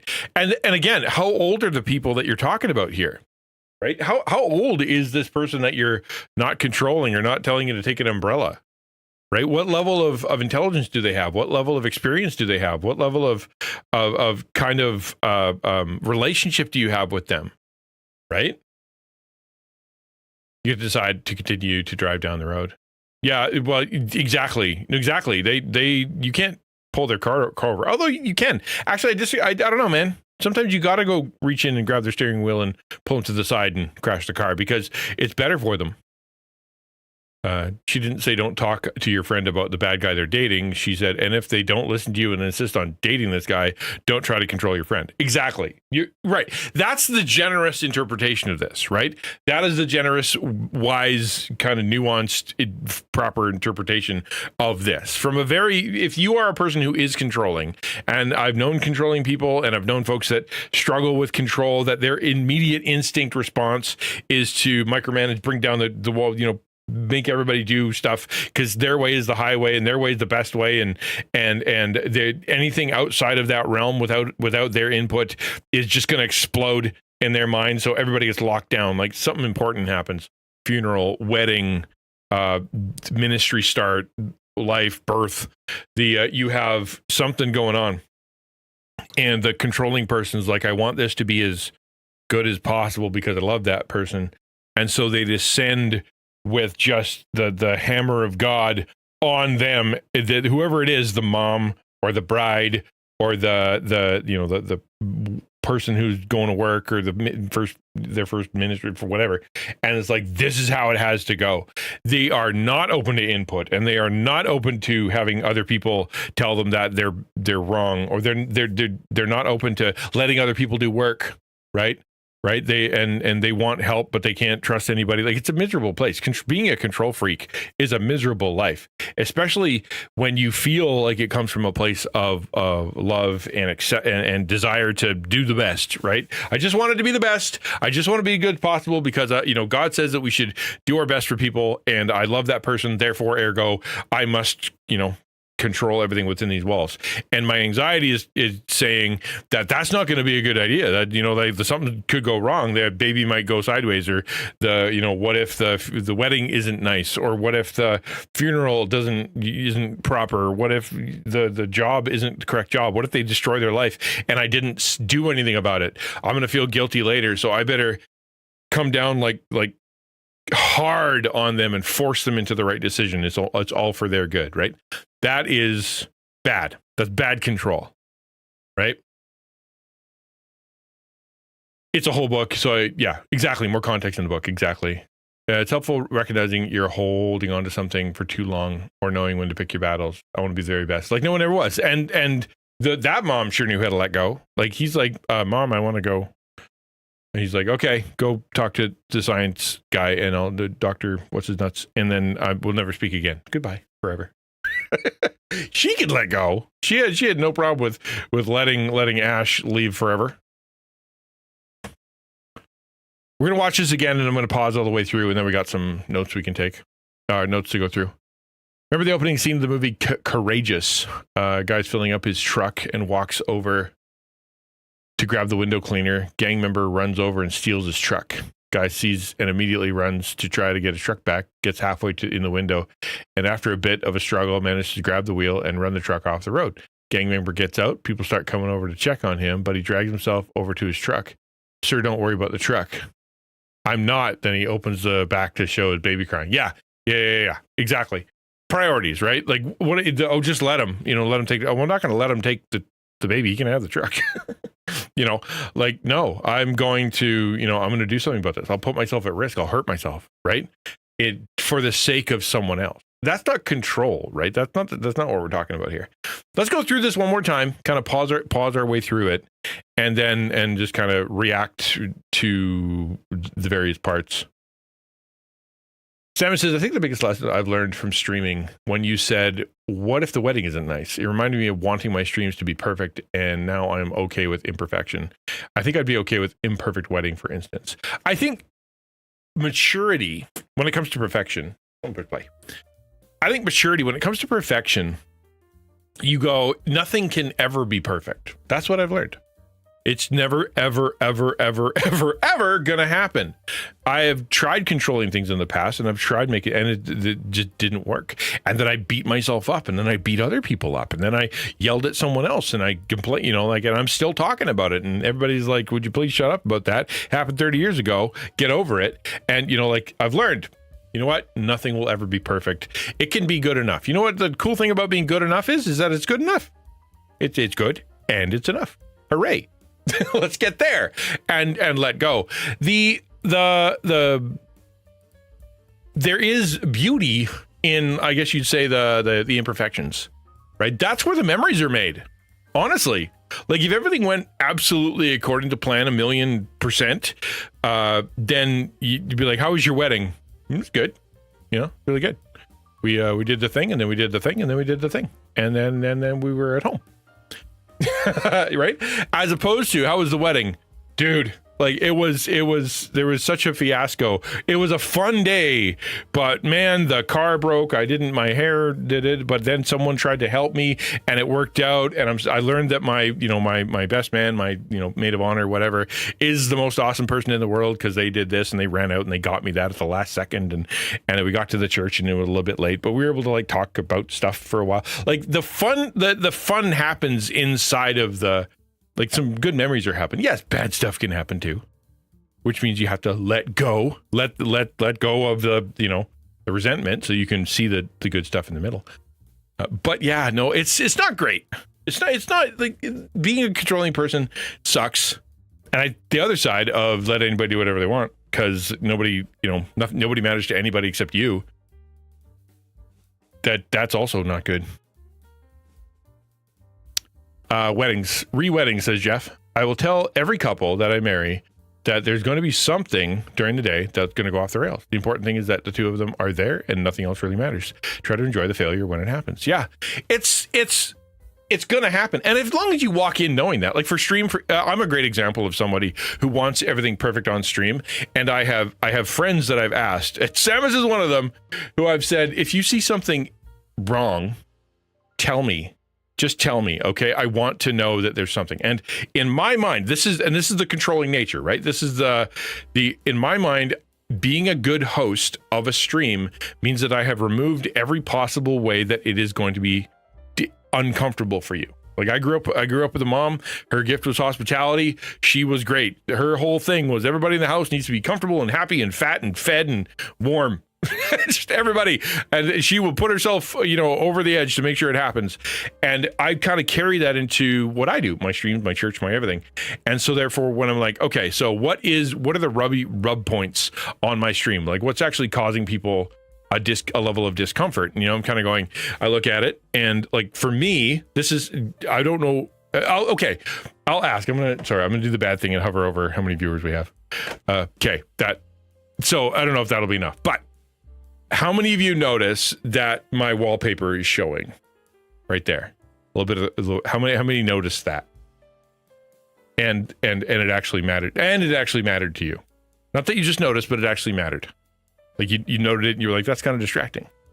Right? So yeah. Yeah. So I knew Samus was going to be one of them because yeah, exactly. And I still can't see it. Yeah. Well, there you go. See, and not until you said it. Nobody see. And the thing is, I look at that. That's the first thing I saw. Right. First thing I saw. What that's all I see. What else do I see? I see Taco Cat doesn't have a shadow behind him because he's not differentiated from the text. Therefore, Taco Cat needs to have a shadow, which needs to be some kind of mod that I can do. Plus, the little string over on there is kind of hanging over, so I don't have a perfect division of back and forth. There's something like what do I do with that? But then if I went left, then I'm losing some other string, and then I go crazy. And then I become a crazy person, right? I will be fixing that because I am a crazy person, right? But now I'm hanging over. What's wrong? That notice didn't care, moved on, right? So for me, I want it to be as good as possible. As a host, I want it to be perfect and engaging and the right noise level and no bad stuff, and you can just engage with me, engage with the system, engage with the content, and nothing pulls you out of it, right? That's what I want. I want when people raid, I want them to be excited about it. I want it to be a big deal. I want when someone subscribes, I want them to know it's celebratory time, things like that. And I think that's a good thing, to have a level of excellence. But I also know what it's like, because I am one, to not be able to move forward in a stream, with anything, because it's not right, because there's something wrong, and now I can't think straight. Now I can't form sentences, and now I don't want to do the thing that I've been doing for the last hour or whatever, because it's just not working and it's not being perfect. That's one of the reasons I really struggled with playing games, is because I wasn't perfect at it. And as every time I screwed up a game, I felt like I was hurting my audience, that they were sitting at home being like, oh, this is just the worst. I can't watch this. It makes me feel bad. I'm no longer entertained anymore. I'm no longer interested. I'm going to go find somebody who's better at this. Or if I was, that's in my mind, and none of you imposed that on me. That was right from me. I imposed that on myself, that I need to be entertaining at all times, interesting at all times, good at all times, and within my badness, I need to be able to react in such a way that it's interesting and entertaining. That is my own standard, and it makes me crazy. If I take that standard and I try to dump that on Taco, right? If I made Ukulele and Samus and Quiz and Pastor G and like everybody, if it's made everybody be like, this is our standard. Every time anybody sees anything to do with the Discord or with our streams or with your streams, Otaku team, or with anything on our graphics or with anything on our social media, it has to be absolutely perfect, and you have to kill yourself to make sure that it is. Okay? Like, for example, this is a stupid example, but it's an example. There's an underscore in our X thing. I think also in our Twitter thing is an underscore. I hate underscores. Never been a fan. Do not like underscores. I think that they, like my brain just kind of goes, there's a better way. It gets in the way. People won't remember there's an underscore. All of a sudden it's distracting and nobody can find this stuff and we're losing people. And then someone tried to find Taco Network, but they weren't able to find it because they put in Taco Network, but there was an underscore and now they can't find it. And so they give up. And so they become they want to be a content creator, but now they don't. They leave their church. They become an alcoholic. They die in a car wreck because of the stupid underscore. Okay. We don't do those. And if I impose that level of insanity upon everybody, right? It would be the most miserable place to be. It would be just the worst. So I try to preach to myself about that. Good enough. It's good enough. It's good enough. Totally fine. It's good enough, and be okay with that. Like it is honestly difficult for me to do on my own stream. Nothing's perfect, and it makes it crappy. But then I try to remember that's okay, and the imperfect times can make some good times, and it also makes it more relatable, et cetera, et cetera. It's not all bad. One sec.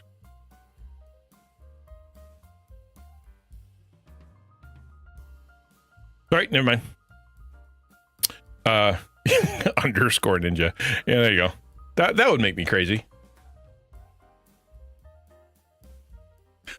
All right, I'm gonna push play on the video again. We're gonna go back through and just kind of pause along the way. The let them theory. It's so obvious. And once you learn it, you are going to use it so many times a day. It's just going to blow your mind. Okay, let me pause there. That wasn't very far. When I was hitting burnout, I like the let them theory. You'll use it every time of day, all day. So I've been through pastoral burnout twice, and when I was on the second time, when I faced it, been getting close in the last some years here, the one of the signs of me getting close to burnout is when I start using the word whatever a lot. Hello, Mr. Keys. If I start saying yeah whatever. Do what you want. Yeah, whatever. It doesn't matter. Yeah, whatever. Say what you want. Yeah, whatever. Make that decision. Yeah, whatever. I'm not going to be there. You do whatever. If I start using the word whatever a whole bunch, what it means is I'm disconnecting and protecting. I'm disconnecting and not caring. It means my anxiety, my hopelessness is rising. Nothing will change. Nothing will matter. Nothing I do matters. Nothing. Blah, blah, blah, blah, and whatever. Right. When I was going through the previous, a church a while back, and I was hitting burnout, and I didn't know it. I didn't know what burnout was then. We started a bunch of meetings, and in that meeting, we were all those meetings, all these reconciliation things, big deal meetings, and it all agreed to that whatever happened in the meeting would stay in the meeting.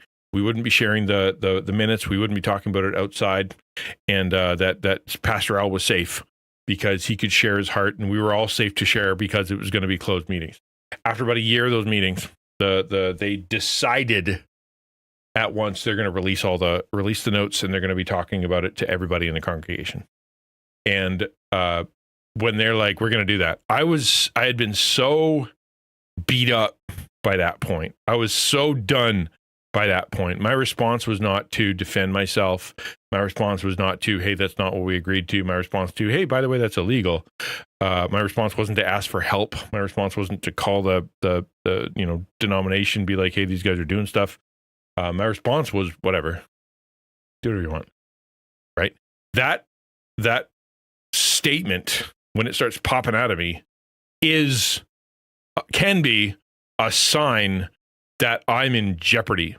There's issues. So therefore, when I hear her say, you learn it, you are going to use it so many times a day. It's just going to blow your mind. You're going to start hearing, hey, Pastor G, good to see you, man.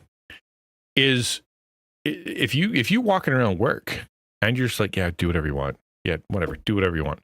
You said that to me? Yeah, you can say whatever you want to me. You steal from me and hurt me, or walk away, or run over me, or embarrass me, or leave me out of stuff, leave me out of meetings, leave me out of everything. Fine, whatever. But whatever. if you're going through your day like that, I don't see that as a blow your mind, this is going to change your world, things are going to be so awesome. That is a cry for help, right? That is a cry for help. There's something wrong in that person that walks through their day being like, yeah, do whatever you want. Yeah, okay, whatever. It's fine. Do whatever you want. I don't even care. Like, why would I care? It doesn't affect me. Whatever. Nothing matters. Nothing matters. Nothing you do matters. Nothing I do matters. Nothing that is going to happen matters. I don't need to be there. It doesn't matter if I'm there, if I am there. It doesn't matter. Do whatever you want. Like, if that's your day, that's a real problem.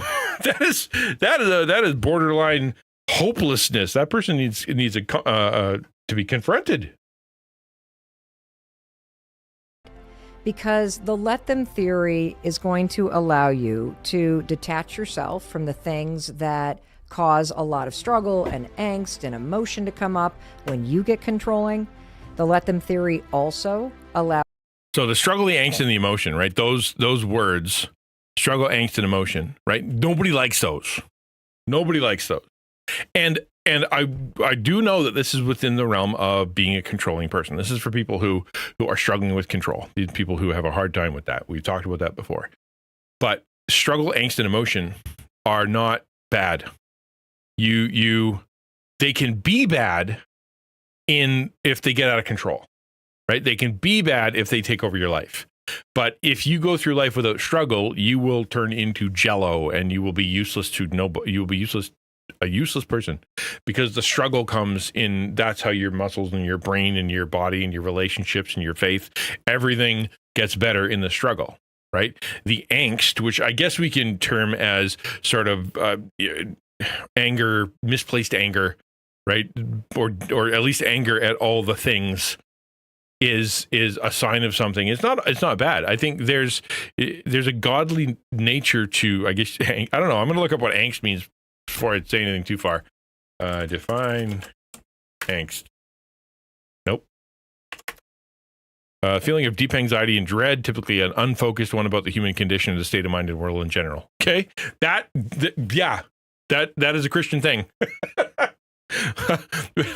we do believe that things in the world are kind of a mess, and we do look around and like, man, this place sucks. We don't have a deep anxiety and dread of it, I guess you'd say. Right? Because we're like, we know it's in control. We know God's got this kind of thing. But it really sucks to be here. It's angsty bad, I guess you'd say. But an understanding that the world in general is screwed up is a healthy way to do things. If your universe is orderly and it should be perfect, and balance does exist, and a perfect plan does exist, and eventually utopia is achievable. If that's how you see the world, you're going to go crazy, because you'll always be trying to look for the balance. You're going to be looking for, changing your life, change this, change that, move this, add that, remove that. Because if you can do that, you'll suddenly find yourself in a place where you are balanced. And then your life is good, and your time is good, and your money is good, and your relationships are good, and your faith is good, and everything's good because I have it all in balance. And you're going to be resentful of anybody who puts it out of balance. But if you're walking around like, actually, balance is a myth. There's no such thing as being balanced in this world. This entire place is off balance. I have to work within that. You're going to be a much more psychologically healthy person.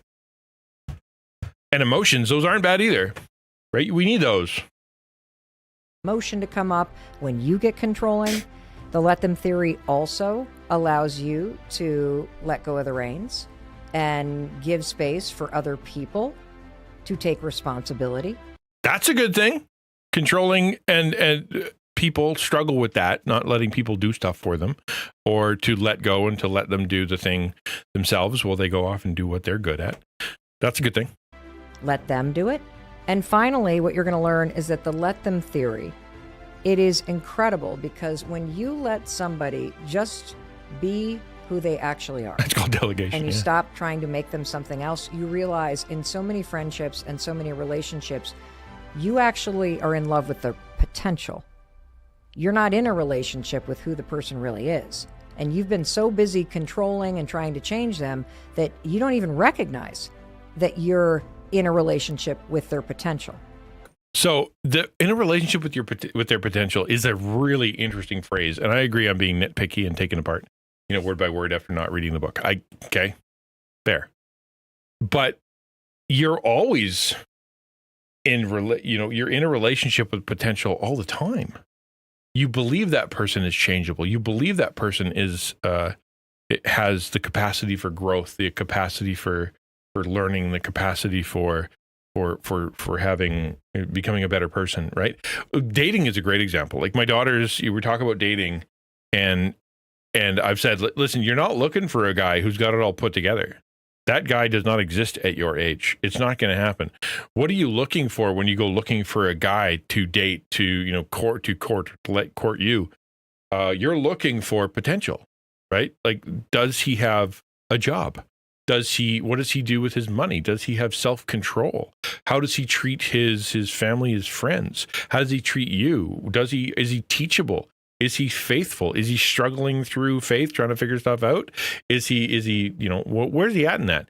Because if you're looking for the guy who has the perfect job, and the guy who has all the money, and the guy who has all the faith, and the guy who is done struggling with his, sins and stuff, that guy doesn't exist, right? That guy doesn't exist. And if you're trying to find that in a, 19 to 25-year-old, 30-year-old guy, however long it takes to find this guy, it's never going to be there. You are looking for potential. And then you as a partner, you as a wife, right? Like talking to my daughters, are going to be able to partner with him because you're a ball of potential too, right? You are potentially a mom and potentially a wife and potentially someone who's going to be a partner to them. So you guys together with your gathered potential together can be greater than the whole. And then you work towards getting better together. That's a good thing. That's a God thing. That's perfectly appropriate. However, if you are looking for somebody who is already arrived, you'll never find them. And I think, I'm sure this requires nuance, but I think we're always in love with someone's potential. And that's what keeps us in some of the relationships, right? I've seen good in them. They're a complete screw up right now, but I've seen good in them. We have the potential for a good relationship later, right? So I'm going to stay because once they work through this, once they figure themselves out, once whatever, and I walk along with them in this, then at some point we will be able to come back together because I believe in the potential of our relationship, of our friendship. Same with a business, right? Like you're with a business partner and the business isn't going super great or whatever. That person is struggling, or they do something, they screw something up, or they buy the wrong thing and blow up a bunch of money. And you look at that person and you're like, well, I'm going to stick with that person because I believe that they have the potential to be a great person. They made a mistake, right? Not, I need to go find someone who is the best in the history of ever. That's the only person I'll partner with. That's crazy. That's crazy. I think we're always in love with someone's potential. Yeah, you have to be cognizant that the person standing in front of you is them right now, right? That's them right now, for sure. And that person may need to be treated differently.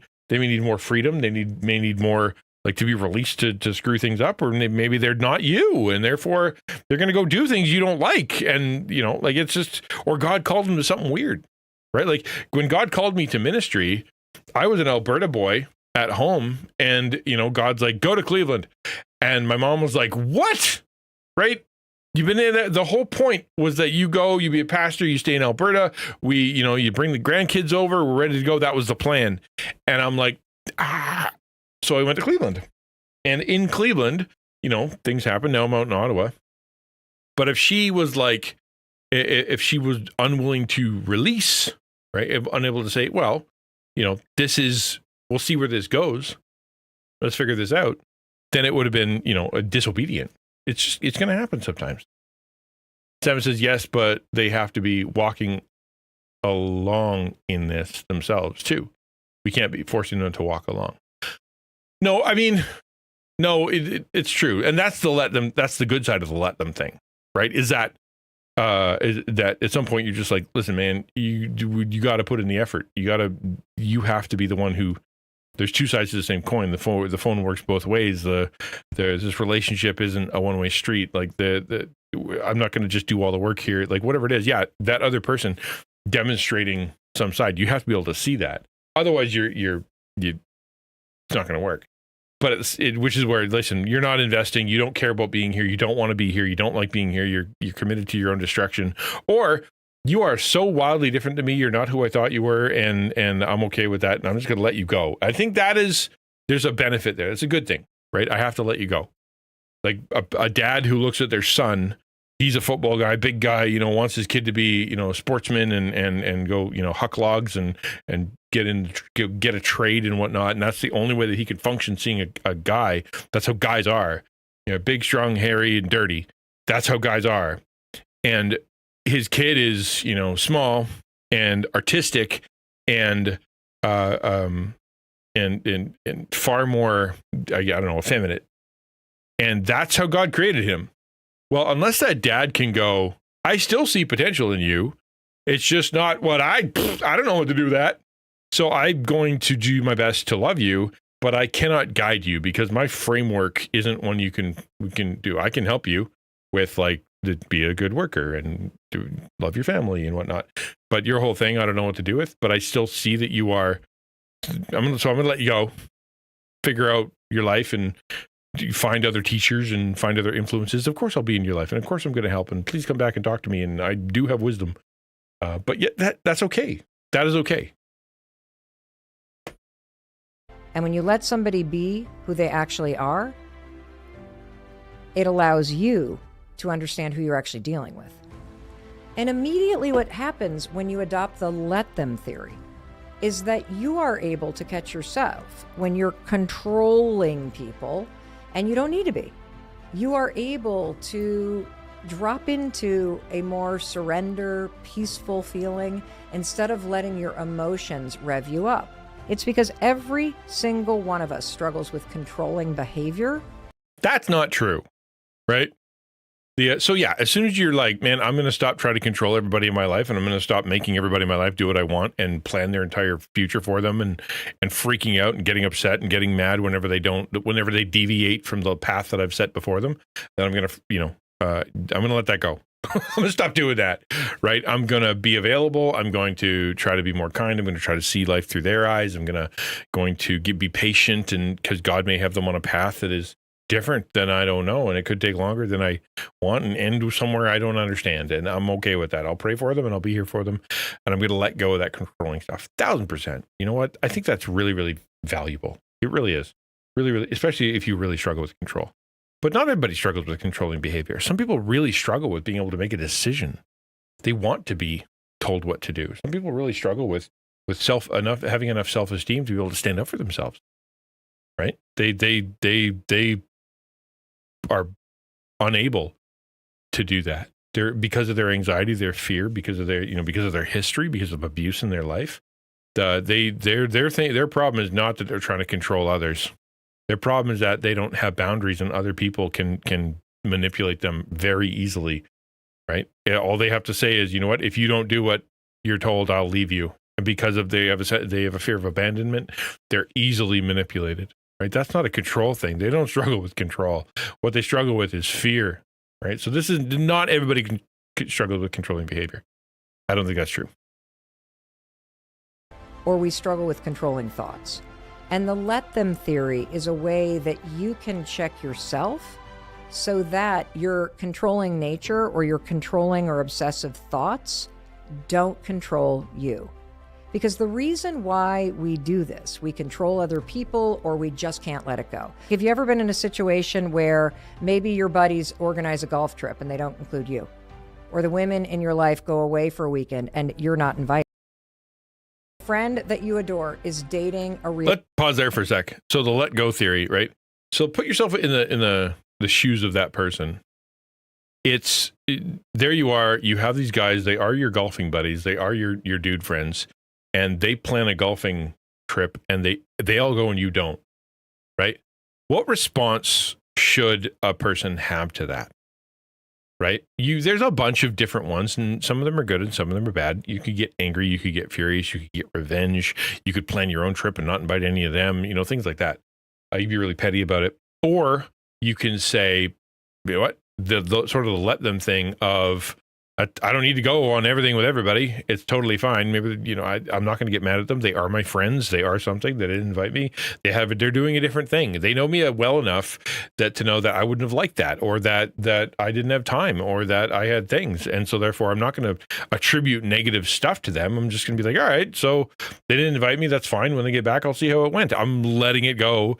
I'm letting them go, and I'm not going to try to freak out about it. The other thing that is also appropriate, I think, is to make the call and to go, hey, I heard you guys were going places. You're going on a golf trip, and I'm not going.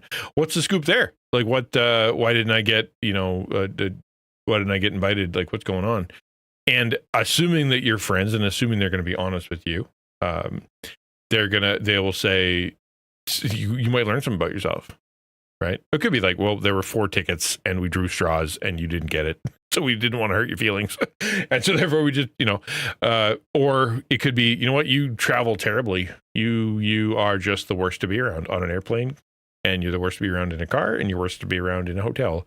And as lovely as you are, you need to be at home. We don't like traveling with you. You proved that last time we went anywhere. Or, dude, you're a mooch. You're a mooch. And we don't have enough money to carry you. You just keep everywhere we go, we're paying and we're giving and we're doing, and you're drinking on our tab, and you don't even notice it. And we just we're going a place that we don't want to pay for a 5th person, because who doesn't want to pay for themselves? And there's you could be learning something about yourself, and they go, and you go, wow, I should really work on that so I can go next time, right? Star Blue says, seeing this second time, it gives me a different perspective. I'm seeing some merit to what she says. Yeah, it has some merit. It does. But I couldn't embrace a life fully with this theory. Each application, letting people be themselves equals good. Letting people drive into a ditch equals bad. Exactly. And that is a very Christian perspective. Exactly right. And that's what's missing, is the nuance here. And remember, if you're a controlling person, you do not struggle with letting people drive into a ditch, right? That'll never happen. As long as everybody's under your control, everything will be perfectly fine. Your issue is letting them be themselves. That's the problem. And so therefore, yeah, you need to let them go. That's the lesson here, man. That's the lesson. So let's back up a little bit. Away for a weekend and you're not invited. Or a friend that you adore is dating a real... Hold on. You clearly said it could be an honest mistake. Joe said you had summer camp this week. No, it's next month. Oh, sorry. But say you didn't call and you didn't speak to them. Now you're not friends anymore. You're all bitter. Yeah, exactly. Dude, you got to make the call. I learned early in my career took me about 3 years. It took me way too long to remember to learn the lesson. Just make the call. Make the call. Right? I heard that such and so was a problem. All right, hold on. Hey, I heard there's a problem. Is there a problem? No. What are you talking about? Okay, good. Thank you. So-and-so's mad at you. Hey, I heard you're mad at me. What's going on there? Well, you said this and did that. I'm like, okay, cool. We should probably spend some time hanging out and talking to each other and getting over this thing, right? Cool. What I used to do, like for the first 3 years, I just hoped it worked out, man. They're Christian. I'm Christian. They should forgive. I should let it go. Hope it works out. It won't be a problem. That was the idea. But it was cowardly. It was foolish. And if I learned, if you just make the call right up front, right as soon as you hear about it, right as soon as you deal with it, it's just like, hey, what's going on there? All of a sudden, life is a little bit better. Life is just easier to manage, right? You nip it in the bud, and then suddenly that problem that could have been huge isn't. Because if you let it go, they sometimes don't treat it well, and sometimes they don't forgive you, and sometimes they don't let it go, and sometimes it does grow and it becomes a big thing, and now you're dealing with this monster that you could have dealt with a long time ago. Like, no, I didn't do that. It's like, for example, there's a great example where people left the church, and I didn't call them. I'm like, all right, do you want to go? We'll go. I'm sure, whatever. And I didn't bother. And you find out later, like much later, that they've been spreading all kinds of stuff about you, that their kids are upset about me, and their kids are upset, and they, they've been trying to convince people to come with them, and it was all based on something they misunderstood, all based on an assumption that ended up being completely wrong on their part. and that it was too broken. The relationship was too broken. It would have been too embarrassing for them to come back. It would, but if I'd have nipped it in the bud at the very beginning, no, that's not correct. That's not what I said. This is what I said. Maybe this is what I meant. And then all of a sudden things are fine. That you adore is dating a real asshole, somebody who's horrible for them. Let them. I think that's terrible advice. If your girlfriend is off with an abusive turd, and you can absolutely see it in that it's a problem, you should definitely not say anything. Like, what? Like, excuse me? I mean, if you think this guy is that big of a jerk to the place where he's not just wrong for her, but he is actually like a true a-hole. And by that definition, man, that is someone who is angry outside of the need for anger. They don't do it right. They are manipulative. They're a liar. They're someone who is hypocritical. They're someone who is stealing things. Like, they're just the worst. That is just the kind of worst kind of person. And your girlfriend is going with that person, and you're like, well, oh well. No, I think you need to sit down with that girl and be like, okay, listen, I don't know what you're thinking, but that guy's the worst, and you should break up with him. And I know you well enough, and I know us well enough, and I know him well enough that this isn't a good idea. Now, and again, this is the unspoken part, this is the controlling part. If that person is like, you know what? No, there's things you don't know. I can change him. I'm going to go anyway. And they just keep doing it anyway. Then you end up, at some point you'll be like, oh, man, I hate this, but I guess you got to learn the hard way. Let's see how it goes. And you know what? Maybe you're wrong. Maybe that person has changed, because we as Christians believe very strongly. Put that in that fridge. We believe very strongly in reconciliation. We believe very strongly in what God can do with people, and even in leather jackets, like you can even help them too, right? It's we believe that, so maybe we got to give them a chance. Nuance, man, nuance. It's not. How does spending 200 hours talking to your friend about this horrible person over and over? Let them. If somebody's firing you, that's true. If you're at the hour 200 and they're not listening, you're in danger of losing that friend, and you're on the side of something wrong, because especially after 200 hours, if they have dated for that long, they've spent all that time together and they've worked, done all that stuff, and you are harping and harping and harping and harping, and they're with them and they've been defending him for 200 hours, chances are you're the problem, right? Real chance that you're the problem. You let them. If your company's going through so it's firing, you let them. What choice do you have? Layoffs, let them. Again, what choice do you have? What are you going to do? Whatever. It is so liberating when you drop the sword, when you just let go. And there's this really interesting analogy that's going to help you that comes from a psychologist, and I'm going to explain why. There's a psychologist. So she said drop the sword, and that occurs to me, like the Jesus in the Garden of Gethsemane, right? That's exactly what he did. Like, and literally, like, if she could easily be like, you remember Jesus in the Garden of Gethsemane when all the soldiers were coming and they were showing up and they were going to take him, grab him, and put him on the cross, and they were going to kill him. And Peter stood up and he lopped that guy's ear off, and Jesus looked directly at him and said, let them. Right? Remember that part? That's what life should be. And I think you'd have a whole bunch of people that are like, that is not what that means. Incorrect.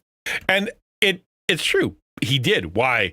There was something bigger at play. It was because there was a control beyond what Peter understood, because this was the plan, because, even though misery was the way to go through, it was the only way that the good stuff was going to happen. In the same way, if you look at somebody who is, say they're studying really hard and, they're starting to get really skinny, they're not eating well or whatever. And you're like, you got to eat some stuff and you got to take care of yourself. This, you should, maybe if this is going to stress you out that much, you should quit trying to be a doctor. You should quit trying to be a lawyer. You should quit trying to be an artist. You should, whatever. It's just miserable. You're getting miserable. Instead of saying that, you can serve them and help them and whatever. Instead of trying to say, just quit, you should let them pursue this thing, even though it looks really rough. That's what people had to do for me. I've had so many people tell me, you should stop being a pastor. You should stop being a parent. I've had that advice multiple times. Because it's all about you. And I'm like, it's not though. It's really, really not. And I needed people to see that God's plan for me was a difficult one. It's not an easy one. And in my perspective, you have to let me go through this. Yeah, I'd love some support, and I'd love some love, and I'd love some help, and I'd love some, things along the way. But don't just abandon me. But you have to understand that the path that I'm on isn't something that you're going to be able to convince me from. I sometimes wish I was still with my ex, but I remind myself that I was not able to convince him to gain a relationship with God, let alone for him to want that for himself. He's a great guy, in my opinion, but I have to keep to this particular standard. We are still friends, and I'll bring it up from time to time, but for the most part, yeah, and you can't change them. God, that is a very good let them. That's a very positive let them. If you've told them the gospel and you've explained it 200 times and they're still not understanding or wanting the gospel, you're going to have to let someone else try. You're going to have to let God do that work, man. Just let him go be their friend and maybe drop the subject for a little while because it's not going down and they're not picking up what you're laying down. And this is a God thing. You're not going to be able to convince them into heaven. Nobody's ever convinced into heaven. You need to meet God. Yeah. Yeah. What is God plan? Ever an easy plan? It is. There are easier lives out there, man. I know, Hannah. You and I have got a bit of a more bumpy road. I will admit that, but not everybody's road's as bumpy as ours. There are a lot of people out there who have pretty smooth road and things are going just fine. That is true. That is true. When they start a business, the business thrives. When their marriage is doing just fine, their relationship with their kids is pretty good. Things are all right, and that's okay. We can't get upset with people or frustrated with people whose lives are doing fine. We can't. We just can't do it. It's not fair. But some people, yeah, their life is meant to be harder. Dr. Amy Johnson, who uses this example. She says, whenever you go into control mode, imagine that you are in a tiny boat and you're paddling upstream. You are paddling against the current. It is hard to paddle against the current. It is No, that is not what I mean, Hannah. Not at all. My point is that some people, their lot in life is that they are going to have a difficult time. It's just the way it goes. God creates us as vessels, right? We are clay pots. Some clay pots are for noble use. They get to be, in the museum, gilded, beautiful, held up to a high standard, loved. Other people get to be the one that gets pooped in because you need them too. And you don't get to choose which kind of pot you are. fight. That is what it feels like. Controlling other people, or you're trying to control them. You are fighting against the current. You are literally paddling up emotion inside of you and resistance and frustration because it's the way that she phrases that sounds like it's a bad thing. I think this is a good thing. The way that she's describing this is example. She says, whenever you go into control mode, imagine that you are. And that's the framework. I'm trying to remember the framework. You got to keep that in mind. This is control mode. Control mode is I will make the world follow me and my ideas and my examples and my way of doing things. And everybody must submit to that. And anybody who doesn't, stress me out. And it's a problem, right? Imagine that controlling person is in the tiny boat and is pushing up against everybody in their life. And everyone in their life is like, you're wrong. You let it go. We're going to be doing it our way.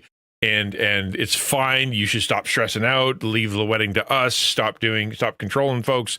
You know, like I'll raise my kid how I want to raise my kid. You're being a miserable person. You know, if that's you, man, all you're doing is making yourself and everybody else miserable. Your control needs to be let go. Let them live their life and come alongside and love them. Yeah, 1,000%. However, I fear that the application of this, especially the TikTok application of this, right? The one where where people only hear a snippet is going to be if somebody rubs you the wrong way, if somebody makes your life a little bit difficult, if somebody pushes on you, pushes against you, you need to turn around and swim downstream. You're in a tiny boat and you're paddling upstream. You are paddling against the current. It is hard to paddle against the current. It is a fight. Mm-hmm. That is what it feels like when you're controlling other people or you're trying to control them. You are fighting against the current. You are literally paddling up emotion inside of you and resistance and frustration, because it's frustrating when you can't control the people around you. And so the bigger point here. So yes, and again, that's within controlling, and you got a control problem. But every big thing that's ever happened in the world was someone bucking a trend, was someone standing up against a greater authority and saying this far and no further, right? It immediately jumps to mind is Martin Luther, because I'm Christian, and that's who I think of sometimes, And Martin Luther, right, his whole thing, like everybody was against him. Church was against him. Life was against him. You just did really, really hard on him. His life was in danger a lot. But he knew what he was doing was important, and he really did have to swim upstream. Everybody, man, like the Pope, mad at him. All the bishops, mad at him. All the priests, mad at him. His school, except for like one teacher, did not get it, right? It was a lot of his life was upstream. Same with really a lot of the people that we read biographies about, and the people that we really respect and we think are just so courageous and amazing. They literally did. That was their thing. Their life was lived going upstream, and they shouldn't compromise, right? They shouldn't compromise because that was so critical. I don't think I'm Martin Luther.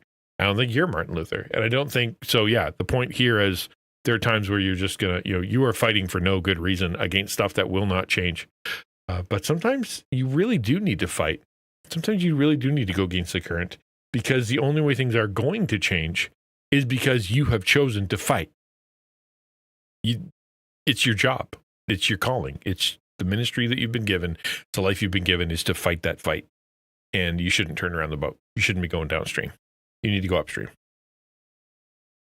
Here is, I don't think any of us are aware of just how much energy and effort and time we waste on shit that we're trying to control.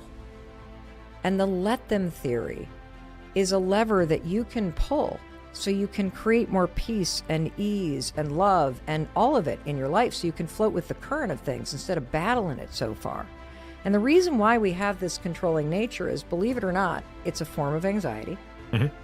When you are overbearing on people because of two. And that's, sorry, to pause that word, like overbearing, that's a really important word. When you are overbearing on people. So the Bible talks about how we're to bear one another's burdens. That is critically important to being the life of Christianity. We need to be people who go and literally, I will help you with the weight of your life, your emotion, your debt, your fear, your anguish, your loneliness, your sin, your whatever. You got stuff going on. I'll help. That's a good Christian thing to do. I'll serve you. It's not about me. It's about you. I'm going to keep, loving you. And that's a good thing. This is not the bearing. This is the overbearing. And people who struggle with control struggle with knowing where the line is. Bearing, I'm bearing your burden, right? Is let's do this together. Let's work on this together. I'm going to help you. We're going to let me hold that for a while, and so you can get a break, kind of thing. Overbearing is where you literally take that whole person and you put them on your shoulders, and then you start trucking in the direction you want. And that person is like, this is not the way I want to go. This isn't the plan. And why are you forcing me to go this way? And you're stressing me out. You become an impediment to their joy, their relationship with God, the love in their life, the mission that God has for them. Like, you're now an impediment because you're overbearing. You're being the burden. You become the burden. Now you sit, a better analogy. Now you're with their burden. You sit on their shoulders, adding to the burden, grab their hair like in Ratatouille, and you try to steer them, right? That's overbearing. And now you're part of the problem.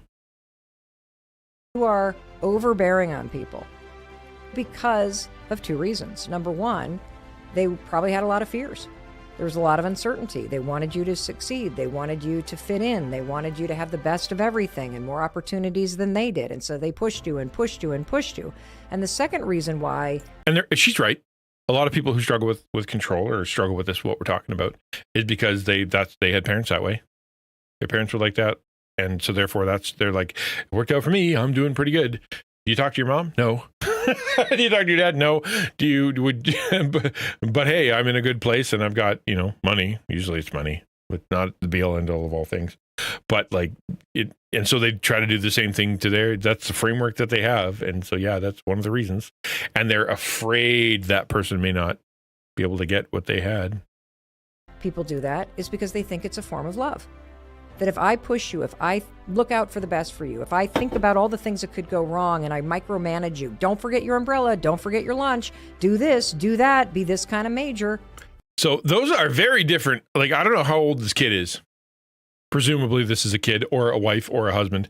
And the thing is that it just completely depends on you, right? If my daughter says to me, Dad, do not forget your wallet, right? Do not forget an umbrella. I'm not going to be like, you're so controlling. Because I know that she loves me, because I know that she's on my side, because I know that, it's not a problem. I'll be like, she cares about me and she wants to make sure she reminds me that I take the thing so I don't get a cold. So, or whatever. Or you should, don't forget that's a good thing, especially if it's a child or someone you care about or someone like, that's not nagging. That's not the same as nagging. Reminding is not the same as nagging. But this is the major you should shirt. That is not a child. That is not someone who's just like going out for a meeting. That is a direction in their life. She leapt leaps and bounds from umbrella to the major in their doctorate or their college career. That is very different. Very, very different. That you think you are looking out for the best for somebody.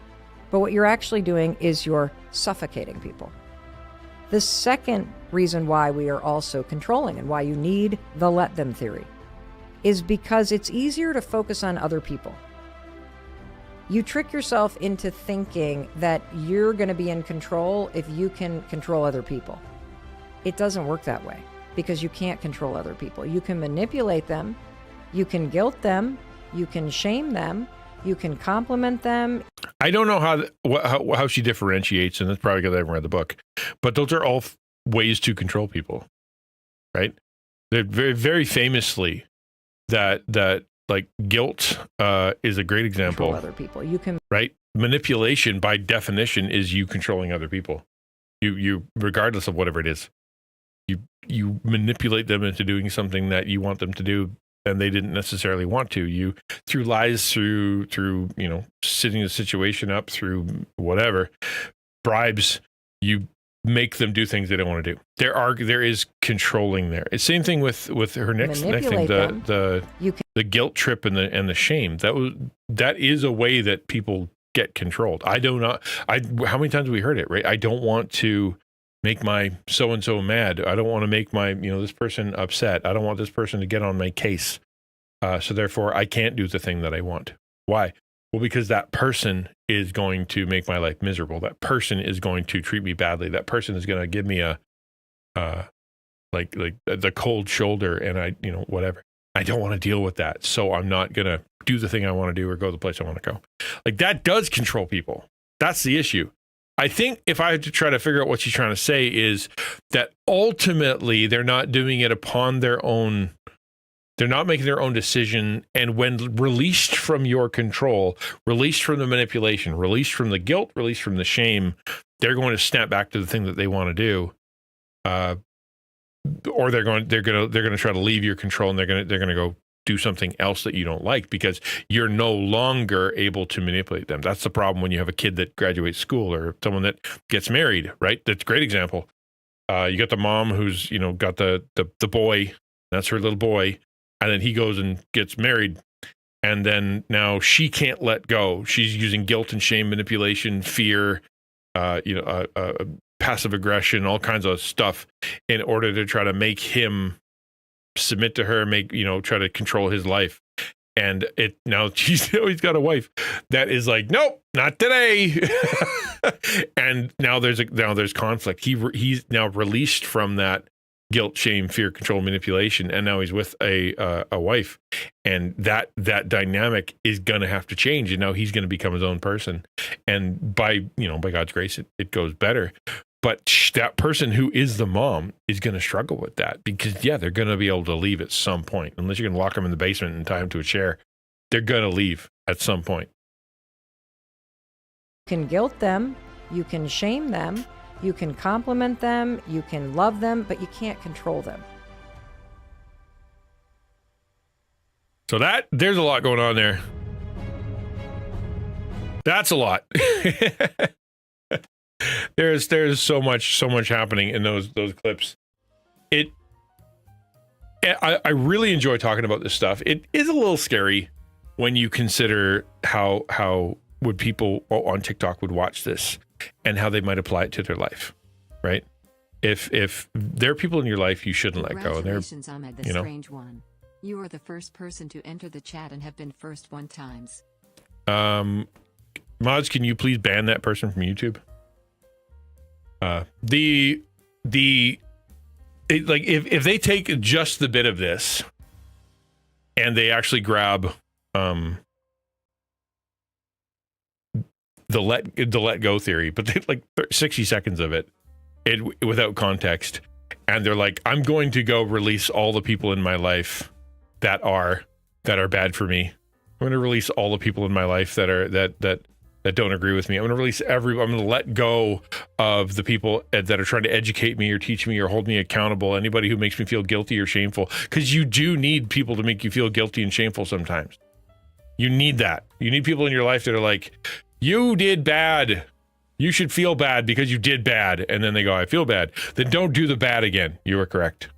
I won't. You need that. Some people need shame, right? So shame keeps people in line in a good way, right? As in, like, I'm not going to go do something insane everybody will see. I'm not going to go do something stupid because someone's going to take a picture of it. I'm not going to do something dangerous or that's going to hurt others because then I'm going to be that guy, right? The shame that is potentially there because you were in trouble that's keeping you from doing it. It's a good thing, right?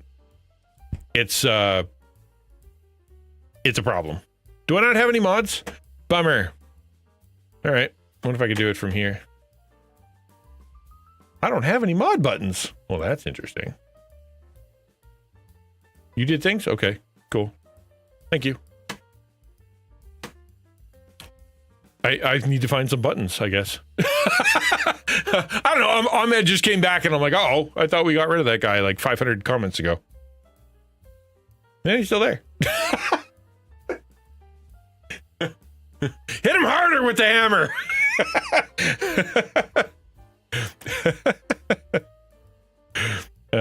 Yeah. Okay. The YouTube thing apparently is the Wild West of the internet. And TikTok's worse. TikTok's way worse. But yeah, people come into YouTube and their entertainment is making the streamer feel bad or say something bad. That literally their form of entertainment is embarrassing people. That's bad shame. Like, they're trying to make me feel bad. I refuse. And I'm not stupid.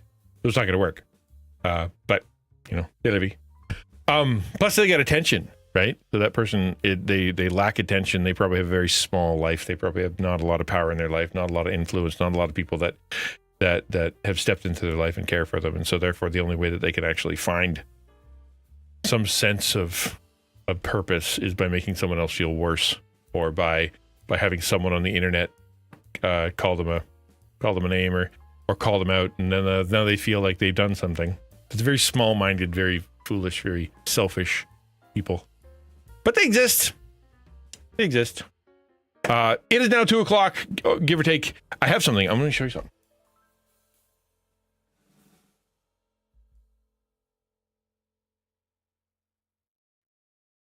This is my snack. This is my snack. Oh, I appreciate that, Banana. I'll have to ask my mods if we need more mods. Yeah, this thing is adorable. I'm going to spill it everywhere. Hold on. Do not kill the panda. This is my snack today. How adorable is that? I'm gonna eat this guy's face. He's even got like a little panda butt. Isn't that cute? Isn't that cute? He's so cute. I'm gonna absolutely eat the heck out of him. Yeah, so that's gonna be the snack today.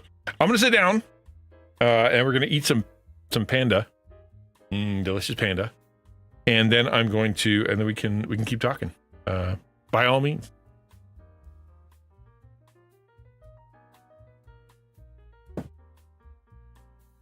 No, it's made of real panda, apparently. Delicious panda chunks. Yeah, it's whole smell ruined it. It's just a tiny panda. Yeah, I'm eating a baby panda on stream. What? Is that a problem?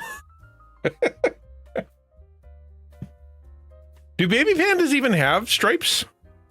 I feel like they're probably not born with stripes. I feel like I just have a camera pointed down at my stuff. It came with a tiny fork. Look at it.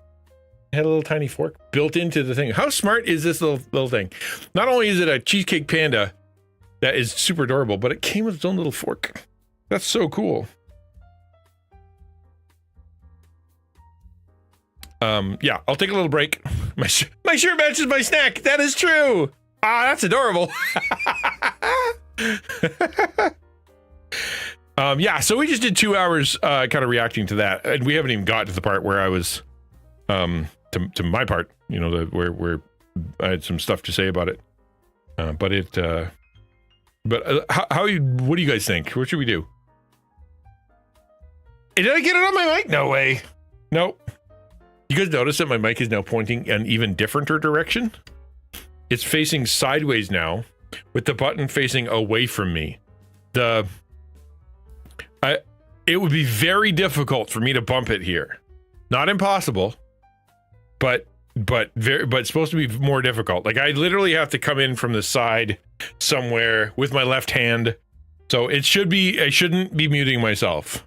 In my continuing mission to try to make it so that I can't accidentally hit mute. Yeah, exactly, right? There is where there's what's it when there's not a will. I don't have the will. Where there's not a will, I'll still find a way.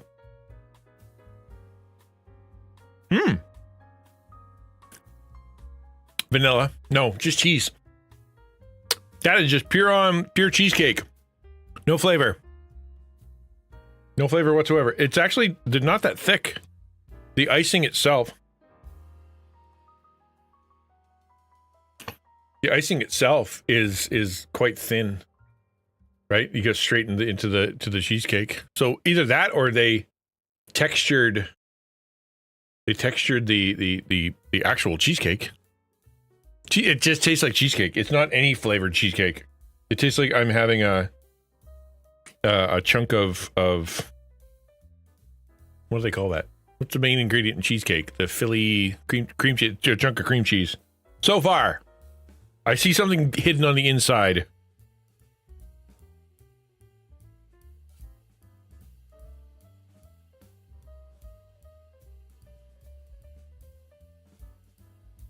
See?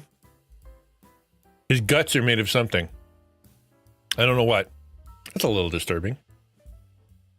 Look, isn't he cute? Body horror. I was on Samus's stream yesterday, and she was talking about games that she's going to be playing in the future. And she's like, chances are XtianNinja's not going to want to watch this one. It's got body horror. I'm like, ew. Just those two words put together is terrible. Exactly. I started the butt because I don't want to eat his face first. Like, I don't know what kind of monster you think I am.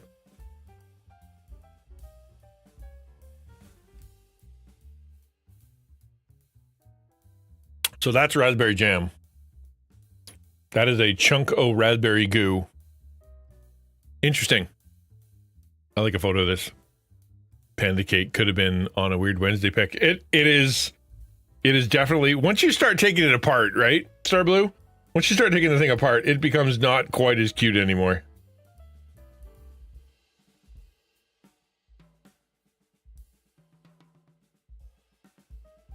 Can't start at the face. How else do you prove you're not a zombie? Yeah, exactly.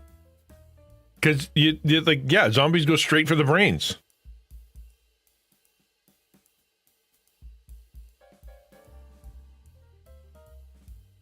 The game is pretty pixelated. So Wholesome Owl actually has a game called I Have No Mouth and Yet I Must Scream. And it's a book, right? Based on the book. And some of you would be like, they turned that into a game. Yeah. Your job is to, what did he say? Like, you have to manipulate the situation somehow to at least save one of the humans that are being tortured. I think that's the game. Save one human from the computer. But I don't know how it works. And I'm not going to play it because just, it's so horrible. You're a worse monster for starting with the butt. Now you must suffer a slow, painful death.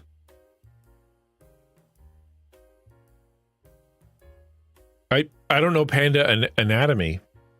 Maybe they keep all of their hope and joy in their butt area. Maybe I did do that. It did have raspberry innards. Yeah, I feel like of all the books in the world, or all the things to turn into a game, that might have been one that they could have skipped. I don't know who read that and were like, I want to act that out. Oh, I watched a great movie yesterday, by the way. Flow. I wouldn't say great. Solid 7 out of 10. Worth your time. It was really beautiful. Like, it was very well done. But it was a video game. If you watch someone play a video game who knew exactly what they were doing, exactly where to go, and it was like one big cinematic cutscene, it was very much that. You were a cat, or there was a cat, and then a flood happened, and then the cat had to get to places. So it's like you go here, and then level 1, then you fall off and you land there, and you get a cutscene of a boat. Then you're there, pardon me, and then you do some stuff over there. Then you get a cutscene, you're in a little boat, and then you go somewhere else. And then at the end, you know, the friends you made along the way. Like it was. I would totally play the heck out of that game. It was very pretty. I'd rather play that than play whatever that. What was the name of that cat one where it's a bunch of robots around? I'd rather play that than that cat game. Mm-hmm. Super old game. Yeah, in the 80s. It's still on Steam, I think. Stray. Yeah. Stray was all right. I famously, yeah. I did not like Stray. The game itself was interesting. I think the mechanics of being the cat, very cool. The graphics were pretty good. They really got the cat thing down. The little robot was very cute. I thought the story was weak. I thought the interactions were getting kind of boring. And at the end, the resolution was so terrible that it to me it ruined the game. The end of the game was just the worst. Like, you start on one side, oh no, I'm a cat who doesn't have a family because I fell down a well and then I'm landed somewhere and I have to get out. And so you get out, but along the way you save all the robots, right? All right, interesting. But the resolution would have been, I find my family, right? Like the very first thing, and you didn't. You wander off to go find your family, but you don't actually find them. And the robots who are trapped in the land underground, they want out. You open the door, none of them leave. Your little robot guy that has been helping you along the way, you know, he's not there either. Like, it's like you did this thing that was monumentally life-changing for so many people because of, you know, a very silly reason.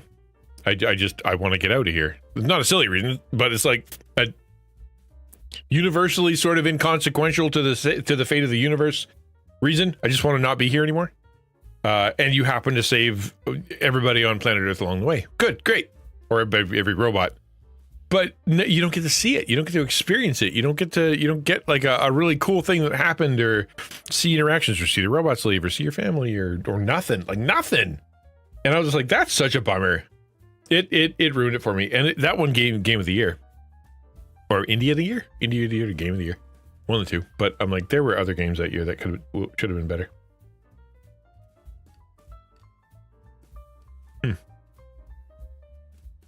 I'm eating his face now, just for the update.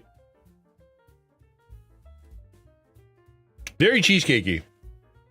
That was a ball of cream cheese. Not a complaint, but my favorite kind of cheesecake isn't plain cheesecake. And even if I go to a restaurant and they have like cheesecake, strawberry chocolate cheesecake, I'll ask. I'll be like, do you have strawberry and chocolate cheesecake? Or do you have plain cheesecake that you go with some sauce on top of? And their answer is always, oh, it's just plain cheesecake from the freezer that we get from the back of a truck behind the drugstore that we squirt some, dollar store chocolate onto. They don't say it that way, but that's what it is. And I'm like, I don't want that. I don't want that at all. Yes, it needs, I want there to be stuff in it. I want it to taste like a thing. It's like an ingredient, right? It's the same reason I don't like vanilla ice cream. Vanilla ice cream is an ingredient in other things that taste good, not to be consumed by itself. You put it in things, you put it on things, you mix things into it, and then it becomes a thing. By itself, it's just an ingredient. It's like having flour, or sugar. Yeah, you can put that in your mouth, I guess, but No, vanilla itself is an ingredient. Man, I am super out of all the drinks. Yep. Nary drink to be found. Not even this one's empty. Like, I am super out of drinks, and I just had something made me thirsty. Yeah, no. So in the same way, cream cheese, people can eat cream cheese, and people like cream cheese and plain cream cheese on their stuff. Okay. But I'm like, I want it to taste like a thing. I want it to be like herb and garlic cream cheese, or strawberry cream cheese, or anything cream cheese. Vanilla is an amazing flavor, which for some insane reason is associated with unflavored. Yeah, and I associate it with unflavored. 100% do. 100%. It is the unflavored version of like how no smell still has a smell, but you're like, if it doesn't smell like anything, then you're like, that can't be right. So they have to add some kind of smell, like Febreze, right? Like Febreze removes all the smell. Well, but it also smells like Febreze. And so if it actually removed the smell and there was no smell in the room, you would actually think it was not doing its job, right? So they had to make it have a little bit of a smell so that you knew that it was replacing the other smell, even though its job is to remove the smell. Doesn't make sense, but it's the way humans work. Kind of like how when they invented cake, like box cake, where you could just go get a cake and then pour water in and cook it, because they had like powdered eggs and stuff in it, but people wouldn't buy it. And so what they did is the manufacturer's like, okay, what we're going to do is we're going to make it, it's a box, you have to add water and an egg, right? That's what we're going to say. And then suddenly people are like, well, that makes sense. Yeah, they put all the dry ingredients in there, and they probably some powdered milk or whatever. And then, yeah, that makes sense. Of course I got an egg. I can't just put egg in something. And then suddenly box cakes take off. Because people. Once a stream, ground control crashes. It's unbelievable. There's not a piece of software in the world that streamers can use that isn't broken.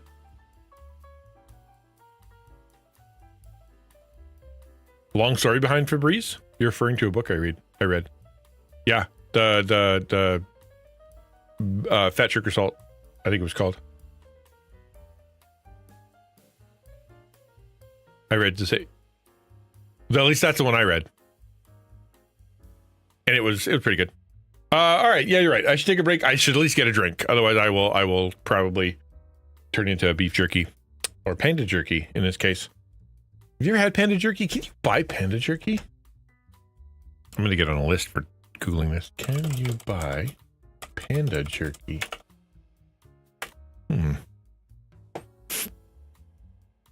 No, you cannot buy panda jerky. Oh, man.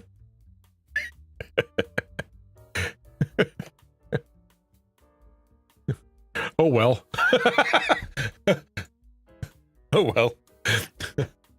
Here, maybe I had a new snack. Would you eat a panda? I would eat a panda. It's made of meat.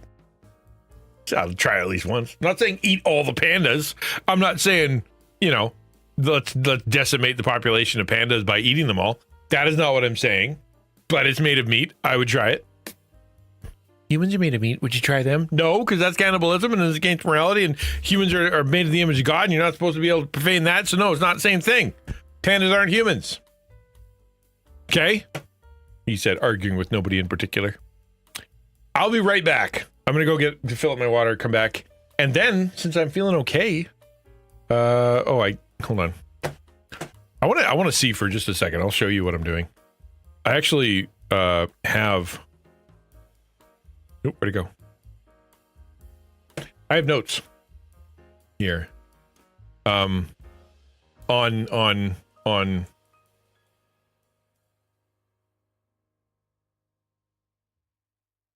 yeah. So I want to just to run through and just make sure that, see, did we cover all this like without actually covering it at all? Let them says, stop trying to control others. Why it sounds biblical. God doesn't coerce faith. Okay. Then emotional appeal. We're tired of chasing. Actually, this feels like the wrong setup. Let's go back. No, that's the right one. Okay, good. Let the foolish be foolish. Answer not a fool according to his folly. Right. And so therefore emotional appeal. Part. Biblical counterpoint. Here's some Bible verses that if anyone's caught in a transgression, we are ambassadors of Christ, make his appeal through us. But God shows his love for us in this, that while we're still sinners, Christ died for us, as in he didn't let us go. Yeah. Hosea and Gomer, God told him to stick around, or didn't let her go. He wouldn't allowed to let her go. Yeah, all right. We kind of covered it. Tell you what, let's throw a poll up in chat. If you're interested in me going through this more biblical discussion of what we talked about today, then give it a thumbs up or yes. I guess hit yes on the poll. And if you don't, then we're going to jump into date everything. But I'm going to take a quick break. I'll be right back. See you very soon.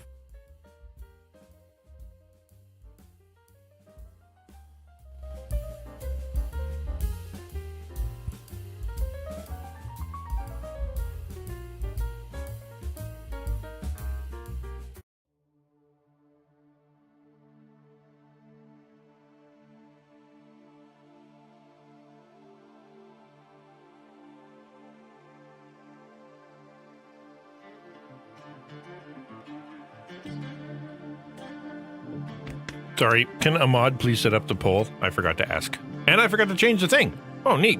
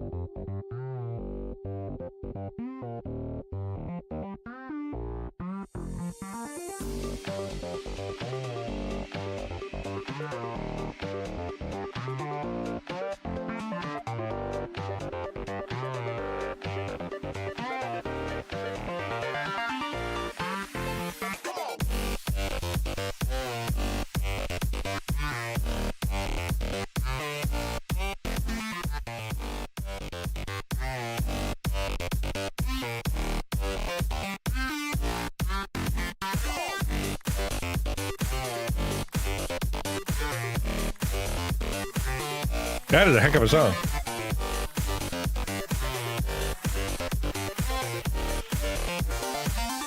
I'm not usually a crinkety cronk cronk sound guy, but you know what? That one's not bad at all. Get quiet again. Go back to the zoom pop. There you go. Neato. Yes, if you want me to dig into this, please do. Check it. Check the poll. Happy to do so. If Panda meat tastes like vanilla, that'd be fun. That's funny. All right. Yeah, not very many people in the poll.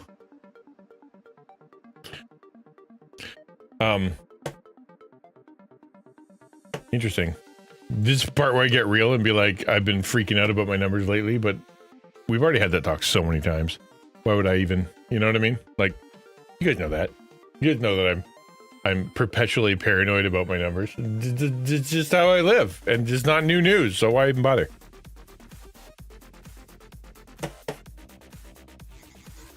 I will wait till the end of the poll. If we have a tiebreaker, then we'll see. If not, then I'm gonna go to date everything because that's what I want to do.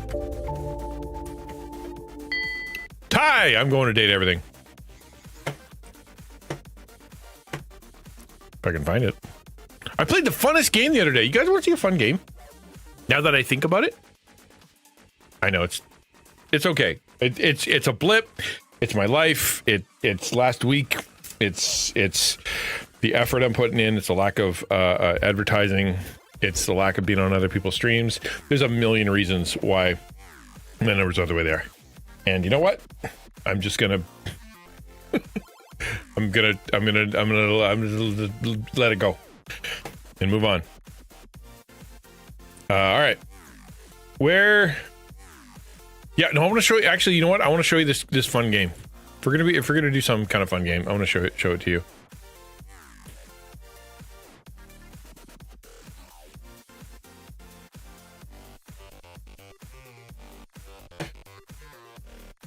Okay.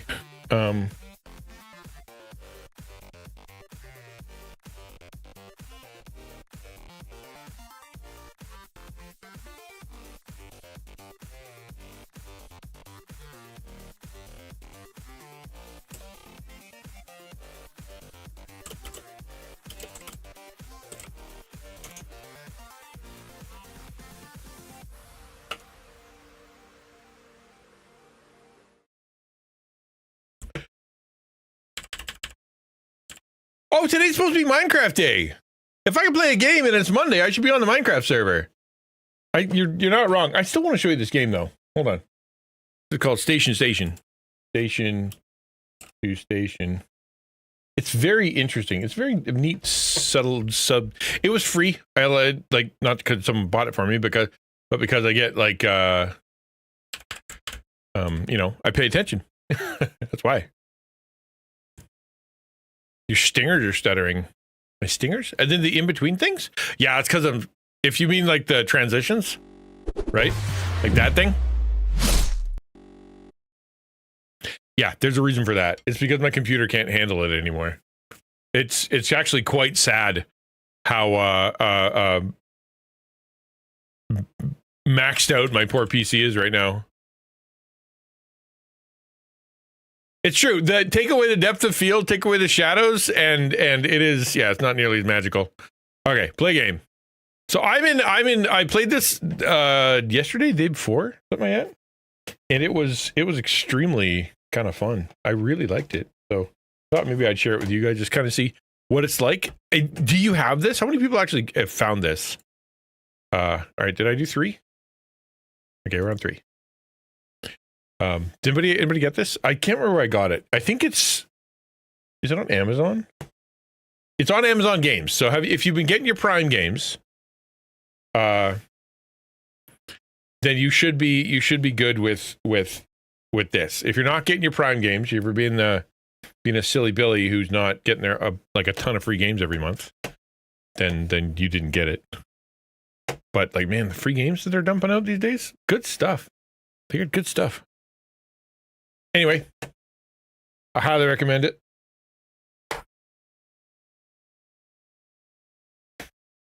Okay, so here's the game.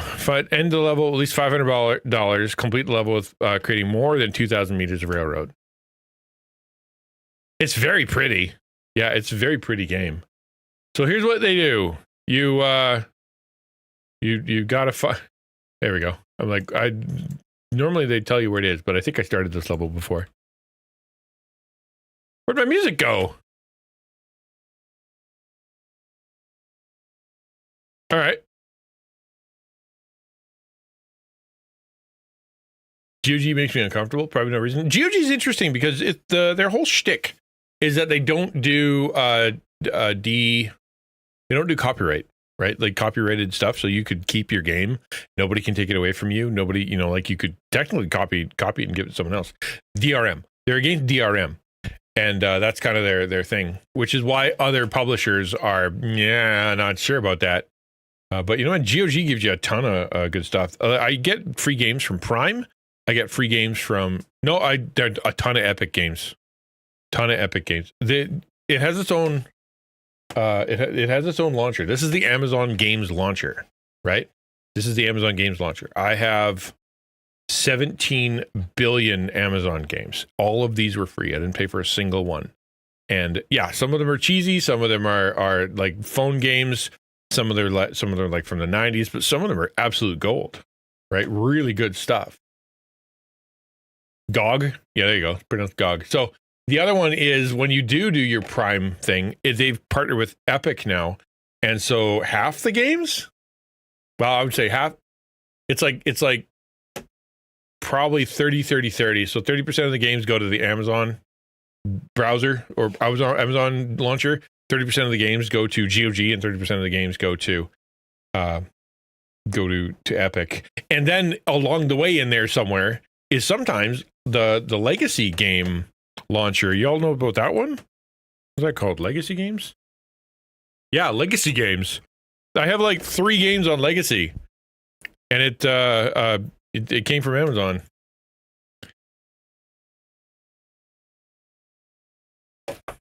Okay, so what we're doing right now is we're trying to get from here. This is the wheat farm, and this is the wheat mill. Okay, so all we have is not very hard. You hit spacebar, you put your thing down within proximity, so that like this is your station, right? You get a station, you put it in proximity, and then it builds it, and then you put another one down to the place you want to go.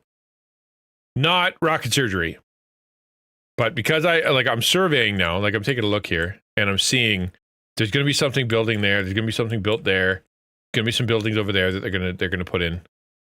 Can you? Yes, you can. Well, you can follow the train. I can show you later once we actually get something, right? So now you have a choice. You can either go this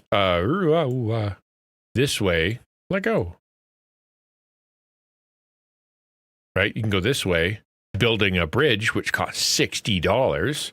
Then you get in there and whatever. Or you be smart and you go around the outside, around the outside. Right?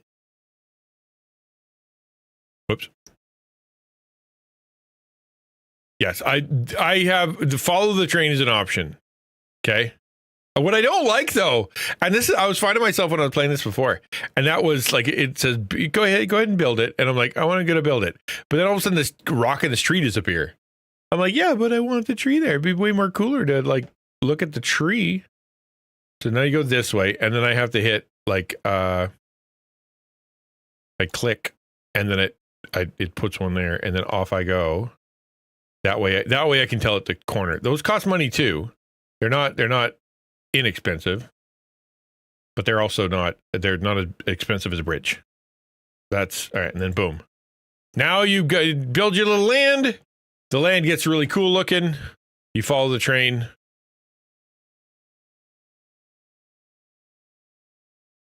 And you can zoom in.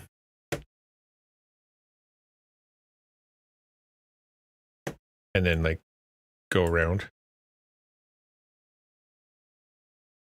Oh, it's on auto. Pick focus. I want to pick the focus. Boop.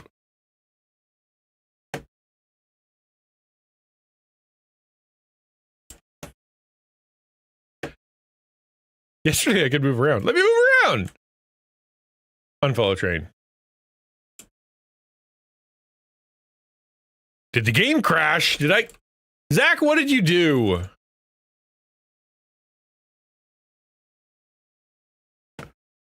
Pause. I want to leave. Please let me. Okay, now there you go. All right, so do that, and then we're going to click it. Now can I turn? I can't. Okay, there we go. So we can turn. That depth of field is brutal. There we go. Yeah, literally, that's the whole stream is me. Isn't that nice? I'll zoom back a little bit.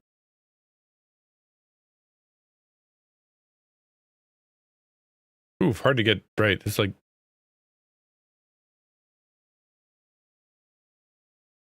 a lot easier to build a train. Yeah, no kidding, right? Than in Minecraft. Yep. Yep. A million times easier. But it's adorable. And I love the voxel art. It's very cool. So here's what we're going to do. We got to keep going here. So now we hit, because we made enough money, right? Spit it out all the money. I go new buildings, click, and it goes thunk. So here's a problem. I just created a problem for myself. I need to connect to the bakery now, which is fine. Indirect connection. Save on railway costs. This bakery can receive flour indirectly via the station at the wheat farm since it's already connected to a mill. Yeah. So what it would doing in the first couple levels, you could just do one little train and then a separate little train and then a separate little train and you'd pass, right? Because all it was trying to do is get from the mill to the granary, mill to the granary. And now though, you're supposed to make a train, like a train that actually like connects things. So that's way more fun. All right, I need to get over there from here. It only makes sense for me to go there, but we're going to have to plan this out. We got to go down this hill. I don't want, and there's a problem. So watch, like if I can go right through their wheat field. I don't want to do that. I mean, they could plant over here, but like, that's rude. So I need to put this is part of the game, right? A very chill game. Very chill. Can't you hear the music? You can't hear anything. Man, I'm sorry. Bad streamer. Naughty streamer.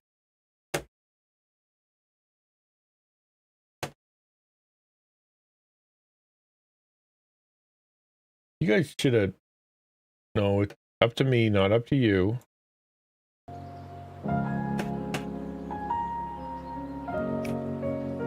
I'm amazed that you guys aren't like that. Like, I know you guys are watching. Samus is watching, Zach is watching, Starblue's watching. And if I go to a stream and the audio is weird or I can't hear the game or whatever like that, it bugs the ever-loving snot out of me. I should take it as a compliment that you guys are here and willing to deal with my shenanigans. But I can't help but think, man, I am a bad host. All right, we'll put it there. Yeah, we'll leave the tree up. Can we leave the tree up? That'd be nice. I don't even have to go through that tree with my railway though. Cut it close. Ooh! There we go.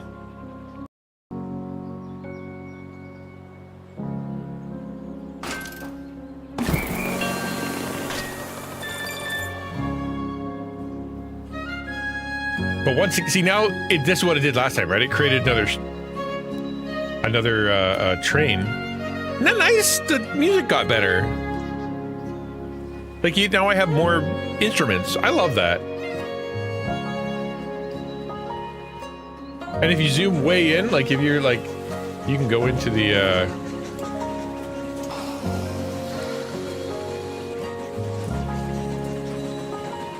yeah, there we go. See? It's like a little thing doing things.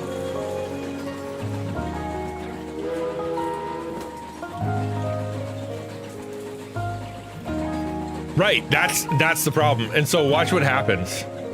Right, watch what happens. So this guy, he's full of wheat now. The train comes here, right? Supposedly unloads, disappears, and then turns around. And I'm like, oh man, I hope that that's just like an early level thing. Like they're being nice to me because I'm only on level like 3 or whatever. But I'm like, but how do they turn around? Don't they need to turn around? Shouldn't they? They do not. They are magic trains.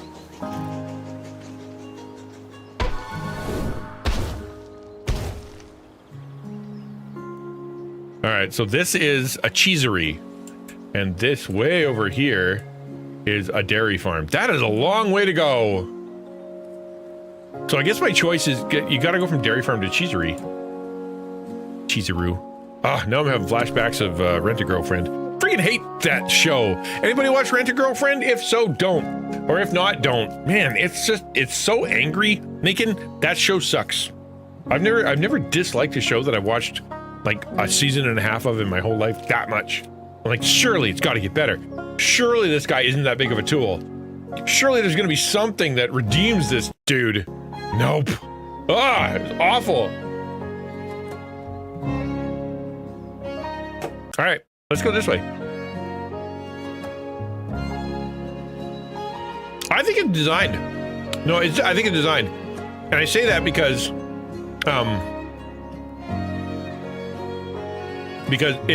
there are challenges, right? Like they went plunk plunk. The challenge is, I'm on a cliff. What do I do? Right? I know that there's like something is going to be built there, and I know that the cheesery is over here.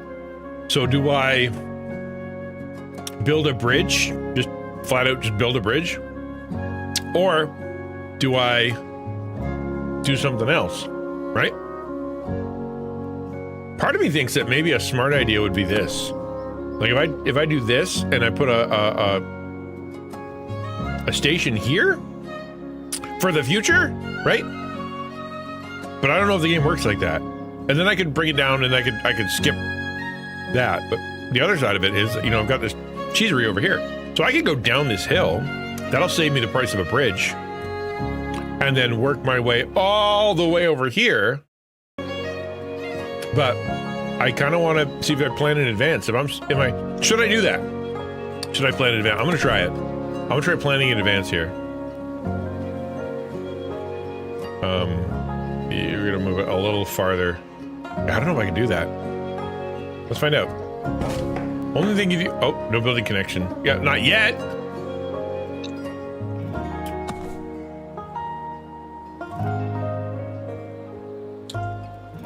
Put it right there. Yeah.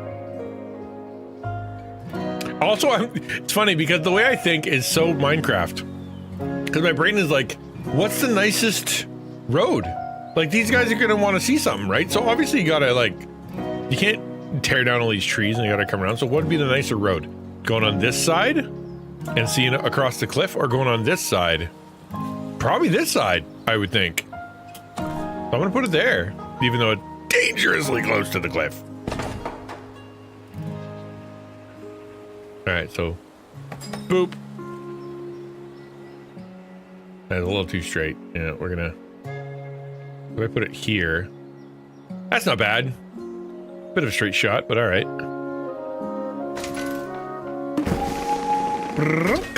Okay.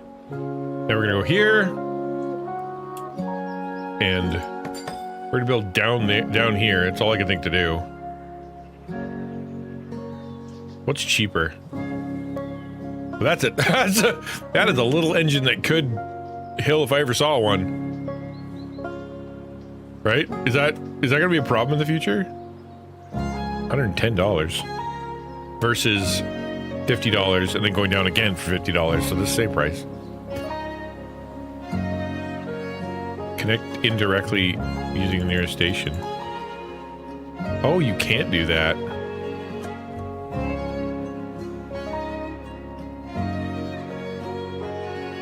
I have to go all the way over there. That's interesting. Like, all right. So if I need to put a station here. But which way should I face it? Probably this way. Because that way it can come down from the mountain and take a nicer corner. If I go, hold on. I don't want that. If I connect it this way, does it count?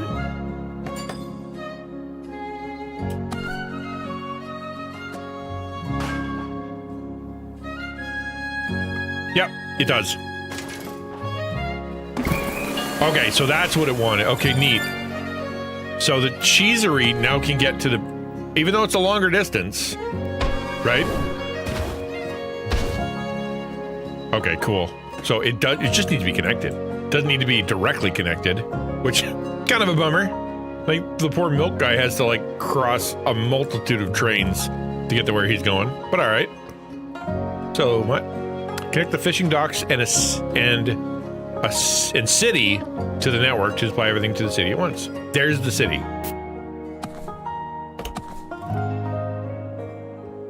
That's it. We're gonna get this as far away as possible. Yeah, and we'll do like that, like an angle.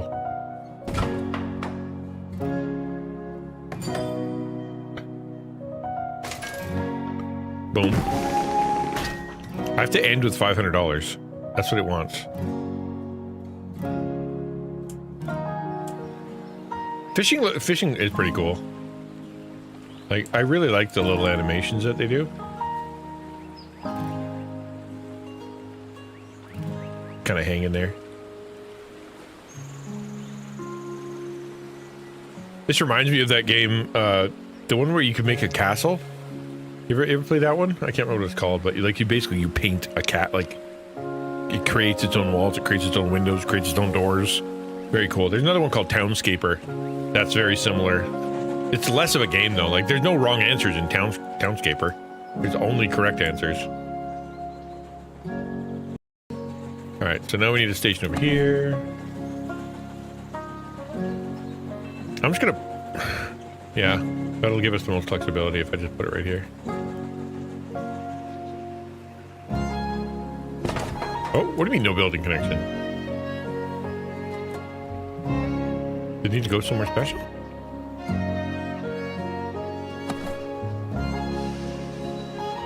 Oh, it's got to be close to center of town. Oh, wow.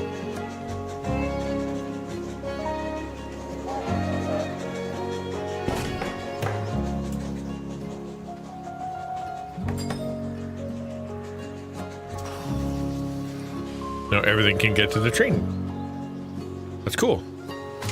At some point, me blocking off these red things are going to be a problem in the future. Not now, but in the future. 465. Hey! Money, money, money, money, money. Tiny Glade. Yeah. Yeah, that's such a sweet game. Really chill. I don't know what it's like on stream, but Tiny Glade is very pretty, very, very chill. Like if you're feeling like you need to just kind of spend time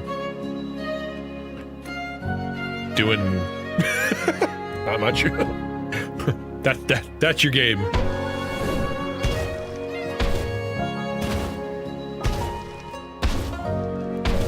Calm down. What the heck? With this many new buildings, it can be hard to maintain a good overview. Press tab to view incompleted buildings. Tab. Oh, neato. See how early I am? Still in the tutorial. What if I just talk like this for this stream? Let's really bring it down. Get the chill vibes vibing. Did you create a new town because of where you... Yes. No, I didn't create the town. It chooses where the town goes, right? And then it kind of plonks them down. And then I have to figure out how to get to the town. So this is done. I kind of want to connect it back up again. If I do this, it just eats all the buildings. And I always feel really bad that these guys build buildings and then the railway is like, too bad. And eats all their buildings. You know? Put it right through the middle of town. The only thing I want you to delete is the church, which I guess, all right.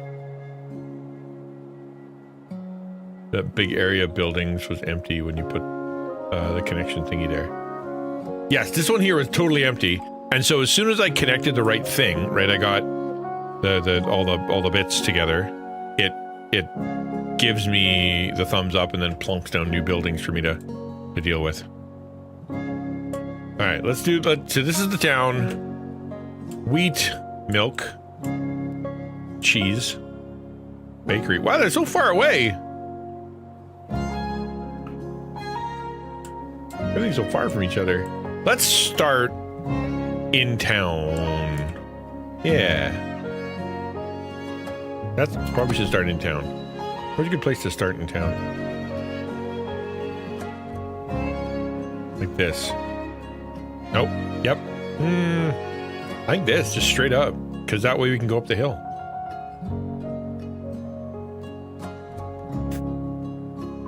Okay.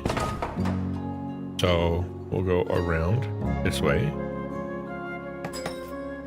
Wait, I need a station.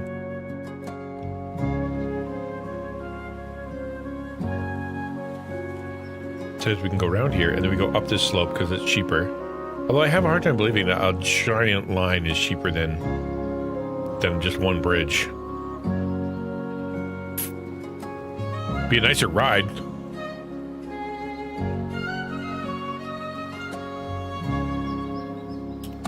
How far away can I get it? Ooh!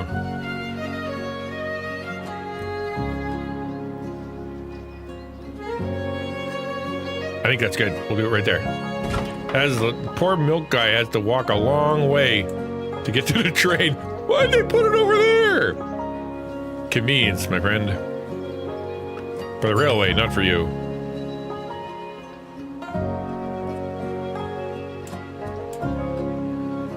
Like if I go here,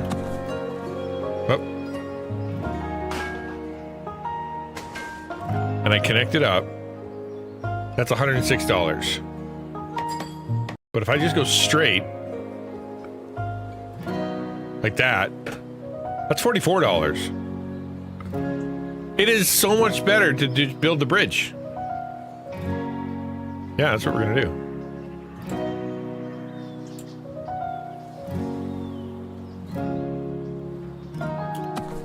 This game in my Steam list. It's fun. Hey there, Jim. It's nice. It's a nice game. I like it a lot. Like it's very chill. I don't often play chill games on stream because they don't lend themselves to conversation well. But it's a nice game. Very nice little game. How you doing, man? So $86. Yeah, it's still cheaper to go this way. Yeah. Okay, now we're gonna take a big long corner here.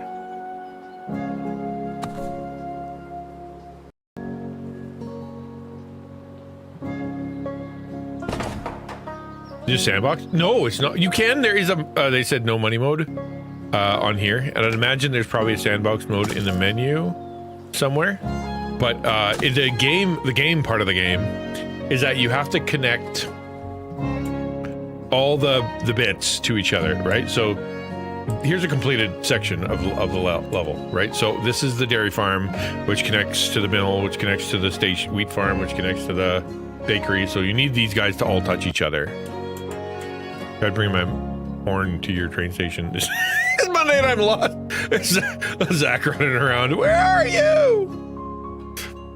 Can you go uphill and downhill and make a roller coaster? What you can do is you can make a bridge, and then if you want to,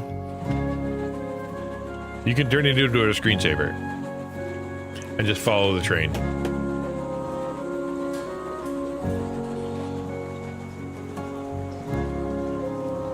Right? Isn't it nice? And then you can just, and there you go.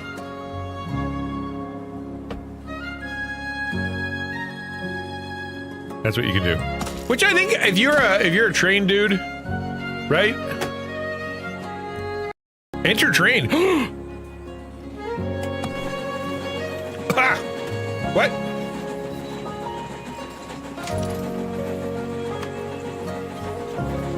Holy crow, I'm in the train! Oh, that's fun.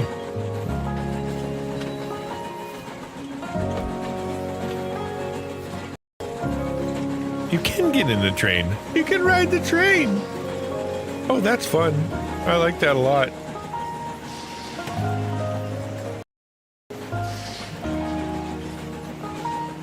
Yeah, exactly, right? Exactly. Well, I guess I'm in the train conductor's area. So you only get so much. Zoom. What if I zoom? I can look through the window. All right, what's life through the window like? Hey, Crispy. Game. Yep, we're gaming today. Slow down, add shadows, lo-fi music. Boom. Voxel art is very powerful. I don't know why the humans like voxel art so much, but we just do. Yeah, well, voxel is a three-dimensional pixel, right? So it's pixel art in 3 dimensions, which is very Minecrafty. However, if you built this stuff in Minecraft, it'd be monumental because each little block is a meter by a meter. Or each Minecraft block, rather. All right, well, back to work. Can't just be riding the train all day.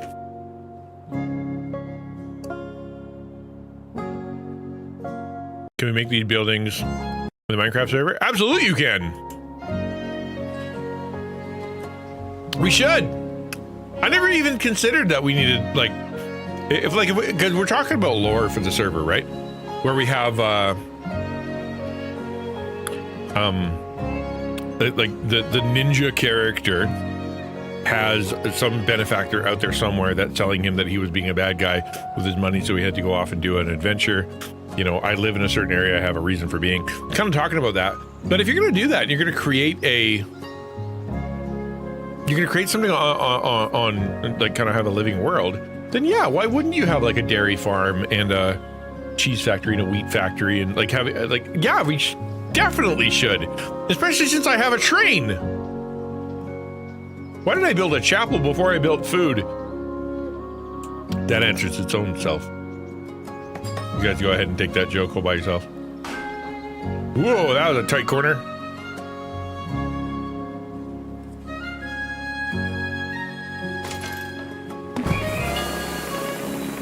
So, I mean, that's a silo, right? Presumably. And, it's very, I don't know. That's a steam engine. It's chugging away, right? So I don't know if I'd go Pioneer. I'd go, maybe it's just rural. Like maybe we're somewhere deep in Europe. This game was actually, I think, made by the French? Eat no money mode. I can just keep going and build whatever I want. So technically kind of like sandboxy, but not really.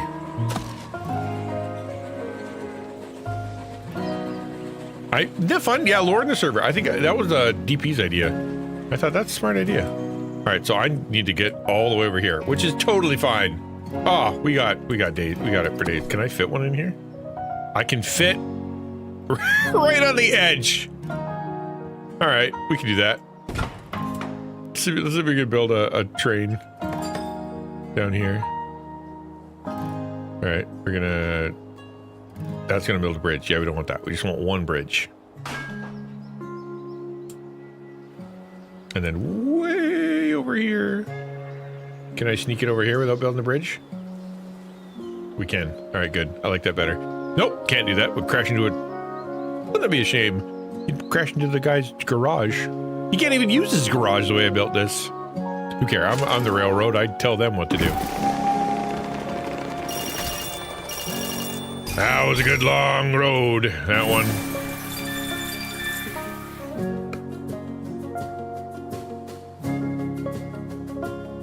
Did we just add a banjo? Was that there before? I feel like the music just got more complicated again. I love that. Can you see the edge of the map while riding? Hold on, let's follow this one. No, we just need to follow this one. It should turn. It should turn around, right? What happens when they meet?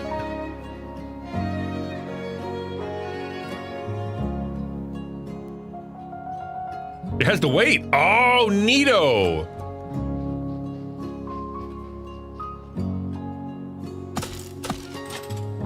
All right, so that guy's going that way. So let's just follow this train, and then we'll ride this train, and we'll look over the edge.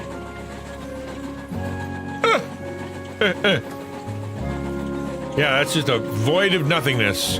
They don't even try.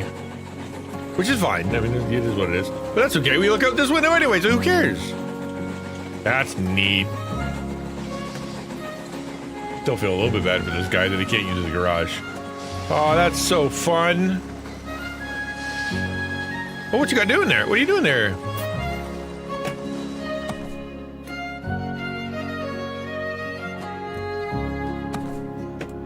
What's going on in here? Oh, he's making cheese. I visited a cheesery once. I watched them put in the orange. They're like, did you know the orange is added later? I'm like, I did not know that. And then they went, boop, and then the whole cheese was orange.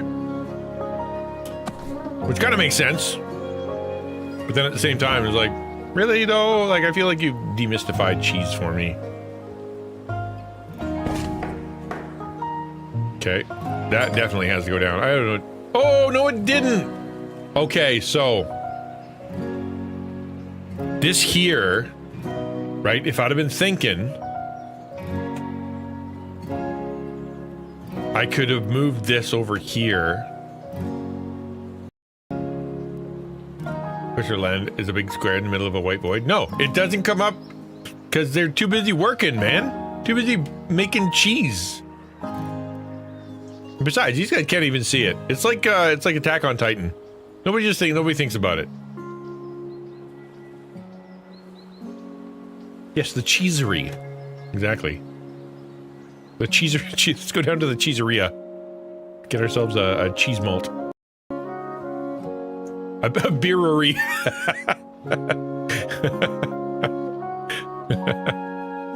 Right next to the bakery. Yeah.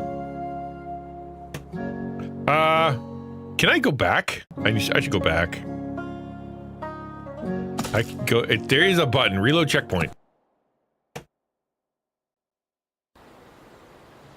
Yeah. Okay. Good. Because I want to go. I want to do this better. This should be here. Because I can go. Then I can go down the hill.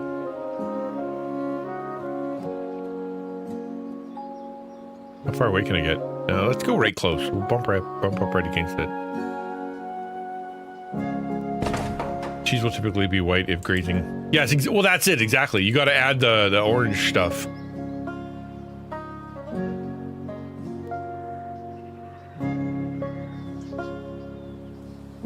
It is extremely chill, Jim. How you doing, man? Hope you're well. All right, and then... Nope, we don't want to add another bridge.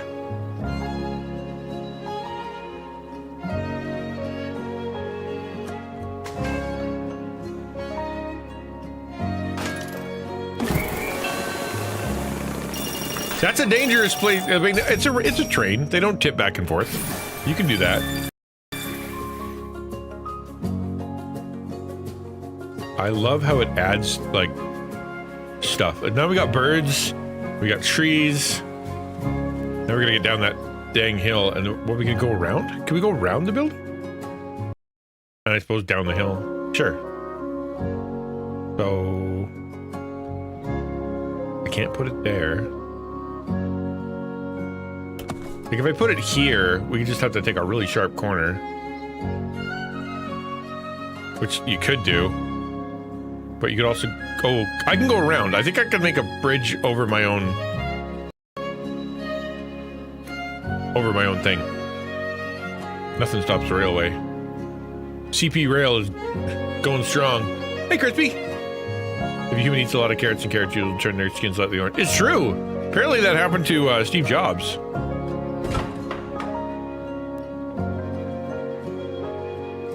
I assume the same is true of egg yolks. That's why they're paler in the winter. Yes, I think you're probably right. I mean, if you're able to, although that view from the train is kind of miserable. Like, it's not a great view. All right, let's destroy a field of flowers because we're a monster. Did it. Without a bridge. All right, I want to do a loop. Can we do a loop-de-loop? Because I could theoretically just go that way. That's annoying, though, right? Let's go this way, blah. Not very dull.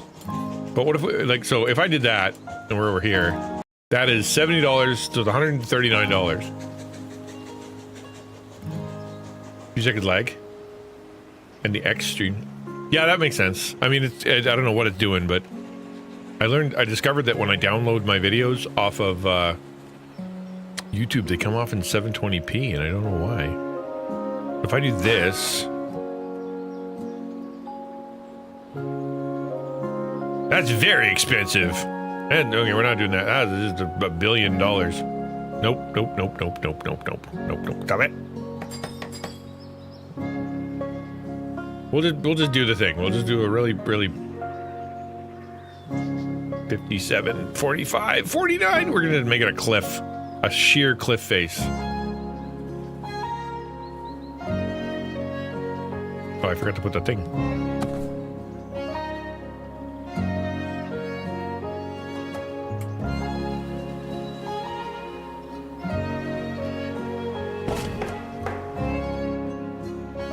Yeah, we just gotta get past this and back to the town. Yeah, we're doing fine.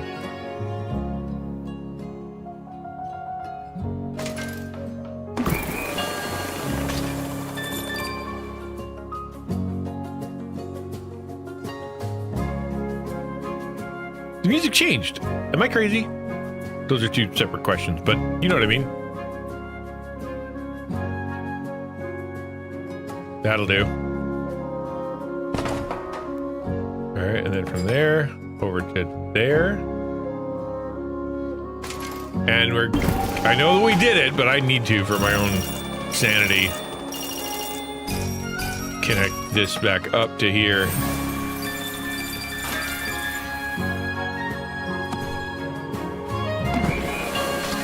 Oh, I didn't make $500 though. Yeah, the music definitely got better. Oh, isn't that nice?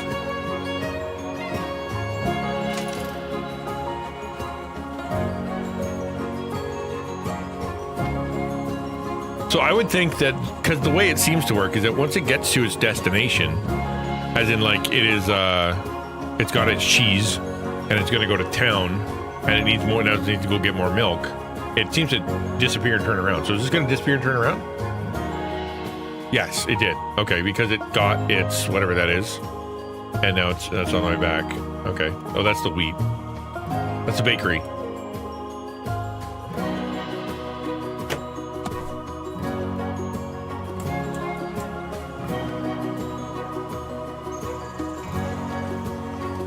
What denomination are we in town here?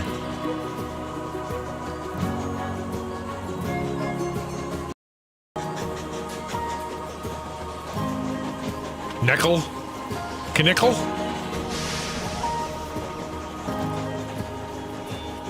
Toot toot toot. Hello, train.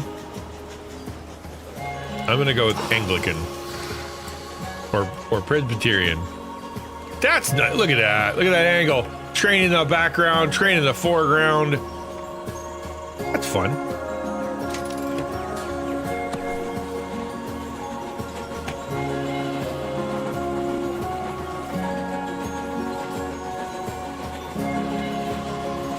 Cliff Knickel? Oh, good Cliff. Okay.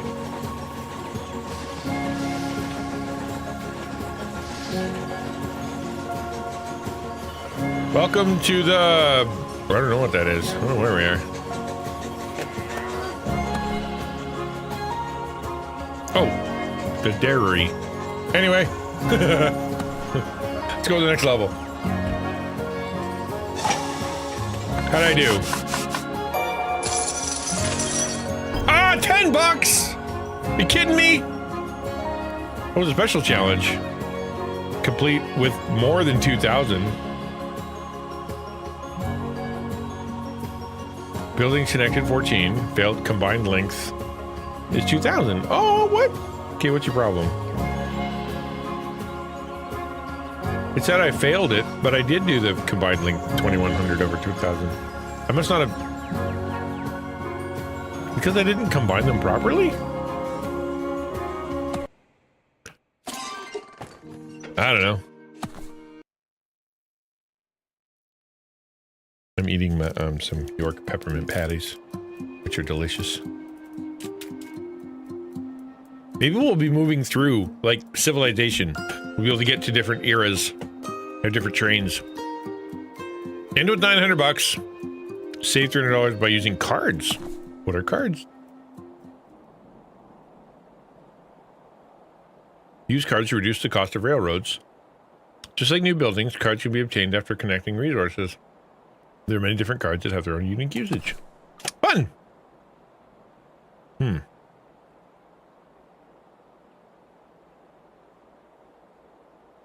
Railroads cost half the regular price. Okay, neat. We'll do that later. Right now, where do we need to go? Do they not like each other?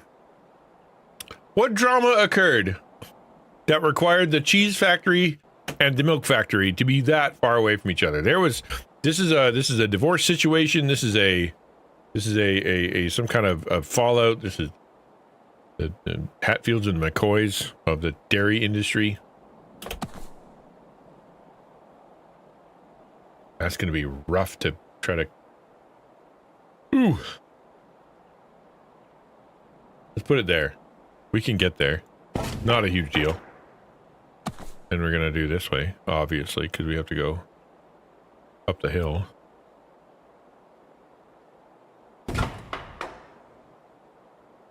Ba-da-ba-ba-ba-bum. Yeah. Click.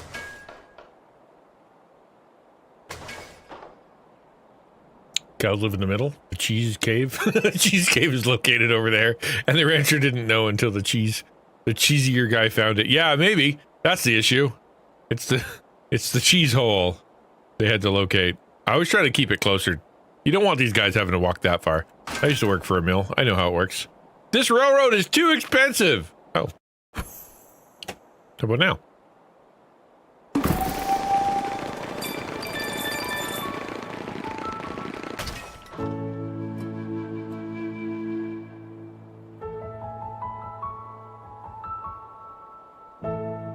Yeah, where's the cheese hole? New cards, what'd I get?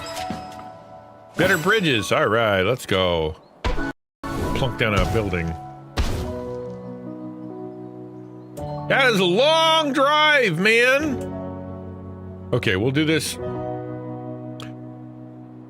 mean, it's easy enough. Oh, it wants me to go around. That's fun! Oh, cheap bridges. Like, bleh. Oh no! Really? Aw. I could be like, meow, meow, meow, and go over there, but the cheapest thing to do, let's find out.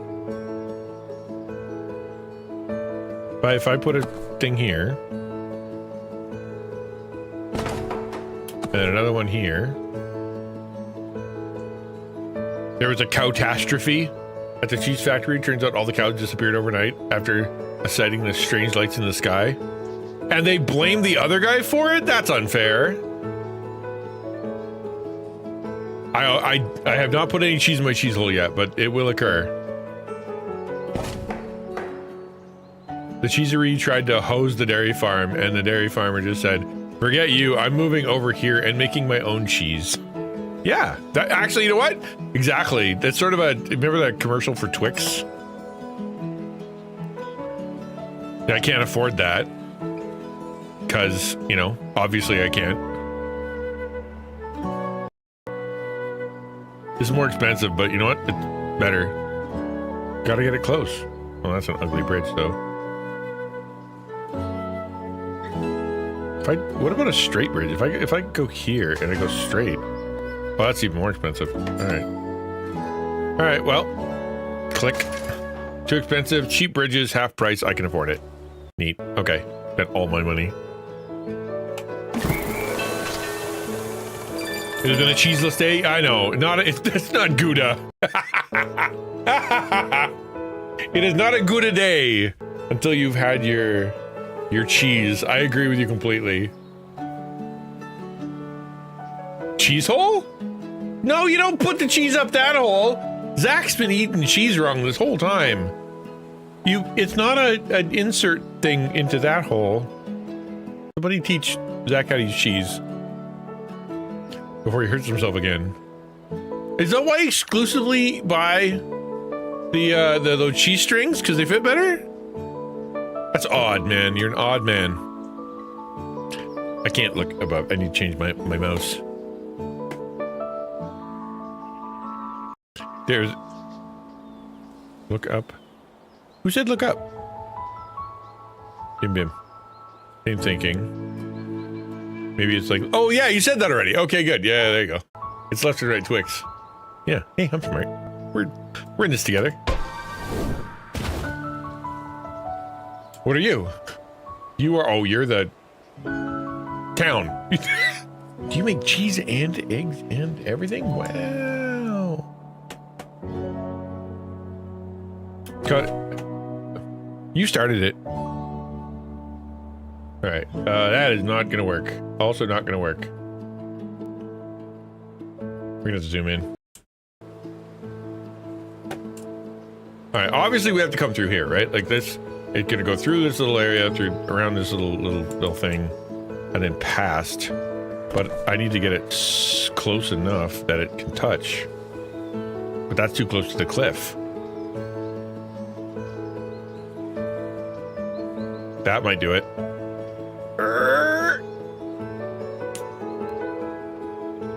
Yeah, that'll do it. Just barely. Right? And if I go this way? Yeah, we're good. Okay.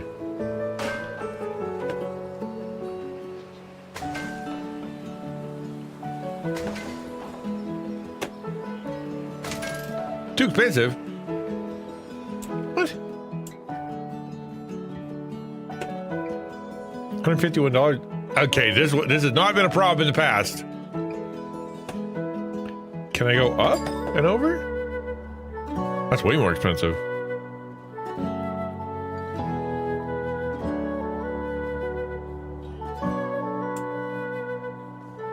Do I? Oh, hold on. I need to connect the milk first. Oh. So I was right. Sorta.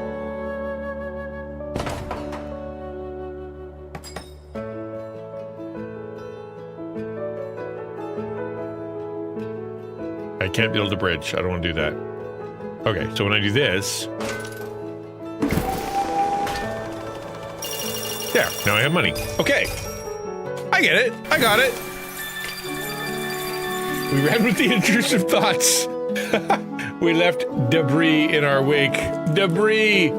Debris. Jeff's on fire. Jeff earned his cheese today. Okay.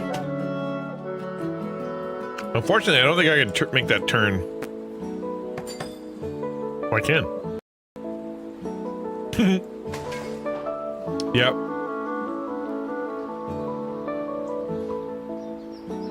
I'm racking my brain to to find a good cheese joke. Man.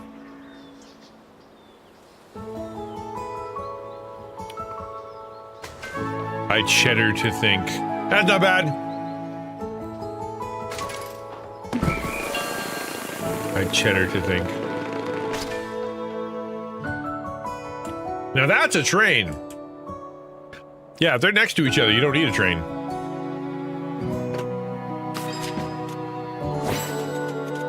Lots of cheap rails. Okay, that's kind of fun.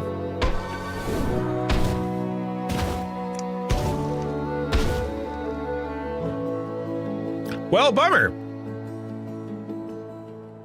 Oh, wait. Yeah, I'm racking my brain with, like, I'm, like, trying to make a joke out of, like, Havarti. Havarti, you know. Havarti told that joke. Ha! I did it! I've already told that joke.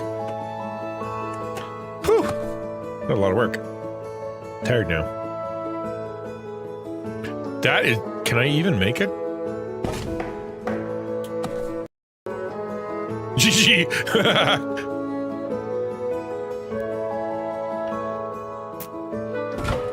All right.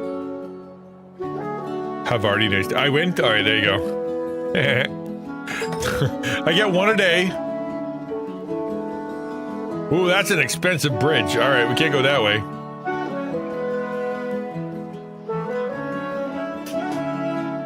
What's the smart play here? I can build a cheap bridge. Okay, that's why. That's all right. We'll build a cheap bridge.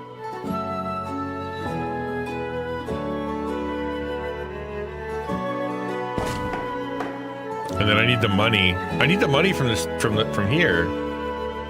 Oh no! See, I told you what would happen. I got so excited about this that I blocked it off, and now I can't actually make a rail there. Can I turn around? I don't think I can turn this around.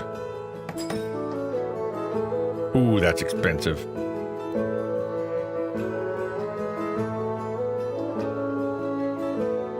Plus, it's a terrible trip. Let's go cheap bridge. Nope, not yet. Let's go cheap rails. Can I afford that? No.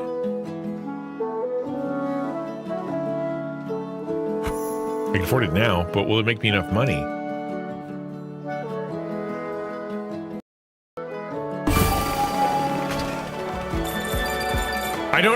I might be thinking about the movie I watched last night. Although that was Latvia. I don't know what I'm thinking. I don't have a flying clue. I mean, if you don't do terrible punches in your conversation, what are you even doing with yourself? All right, so that did that. I need to somehow get this over the mountain.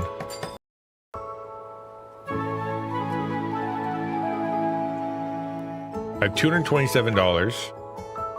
All right, so if I put... Oh, there is going to be something there. Crud.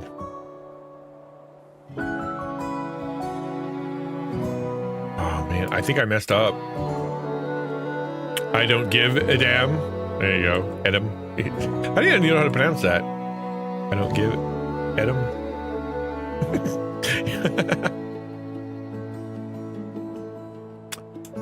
I'm a graduate of Havarti. I feel like I'm not supposed to go through that town. Like, can I really go through? I don't think that's a good idea. All right, so we're gonna put this here. Can I make it?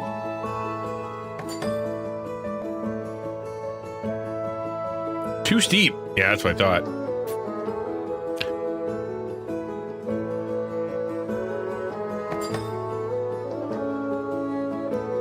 So what if I put it here? Can I?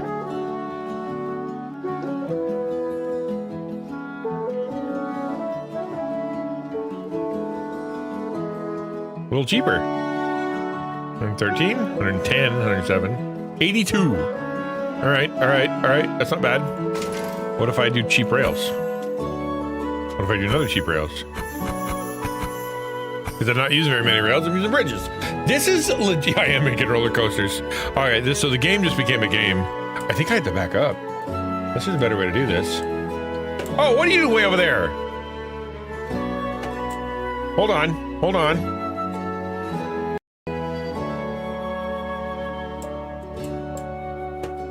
If I do this, which one's the train? Inside one, okay. If I do this.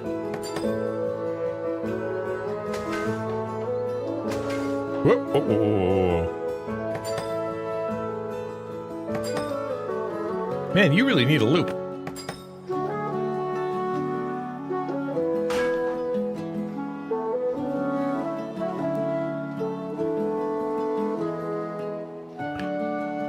This game to supply cheese to everyone speedily.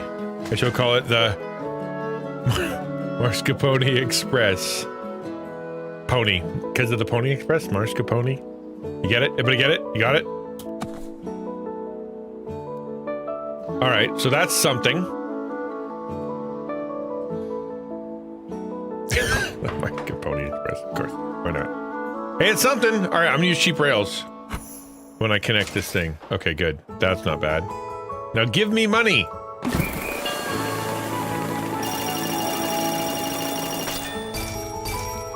Ooh.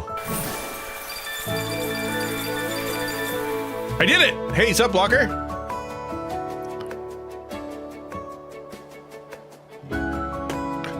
And refresh. If that works. Oh, dude, it is so chill. It is so chill. How'd blocker today, man? Good to see you. But Tish. Yeah, okay. You're right. I do need to bring that back, don't I?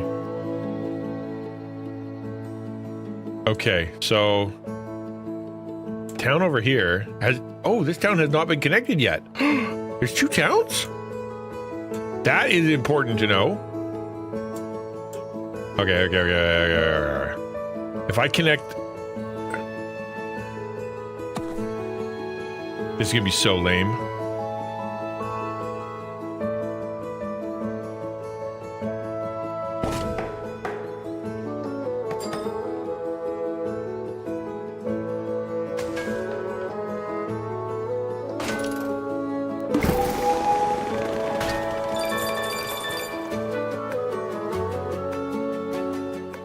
Here this week, couple of weeks here. Well, nice. Well, what? Doing all right. Busy. Couple of weeks here. Busy for the last couple of weeks here. This week is here. Yeah, and there it is. Closer to your neck. Oh, will you really? I will be. I should be recovered by then. I have to have dental surgery tomorrow. That's the plan tomorrow, and so I won't be able to stream for the rest of the week. It'll just be this. Can I go around the mountain? No. Oh, you can make a water bridge. That's expensive, though.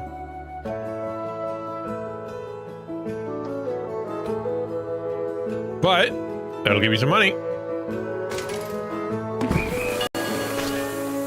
It did not, in fact, give me any money.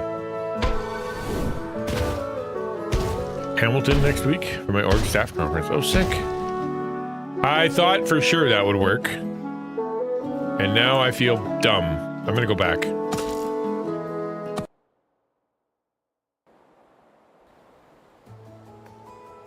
Because I thought, okay, so that's gonna be a thing. If I put this here, no, I can't because it won't load it yet. Okay, we're gonna leave that alone. There's no reason for me to do that yet. Okay, cheap bridges, cheap rails. Drop this. Boom. Okie dokie. That's for cheese. That's for baking. That's another dairy farm. And that's the mill. Okay, so we gotta... How big? Can we do a bridge all the way across there? That'd be crazy.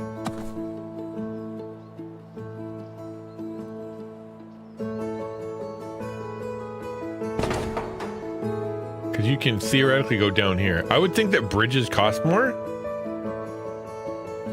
Let's find out.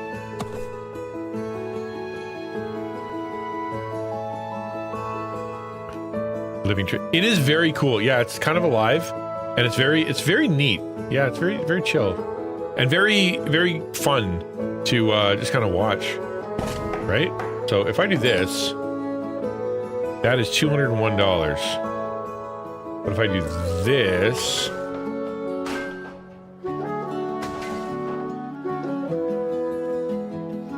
it's extremely way more money. Good. That's what I thought.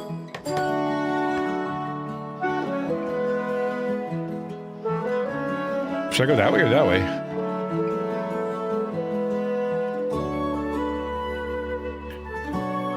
It's pretty fun. I mean, it depends on your game style, right? Like you have to enjoy wanting to. Oh, that was cool. It fixed the bridge to make so it doesn't touch there. Oh, that's neat. Yeah, it's not the most action-packed game I've ever had. Yeah, you did say that. It's in your wish list. Well, if you, Hamilton's a little far, but you know, not the end of the world for me. Once you drive up to Ottawa, it's only another 5 hours. Maybe 7.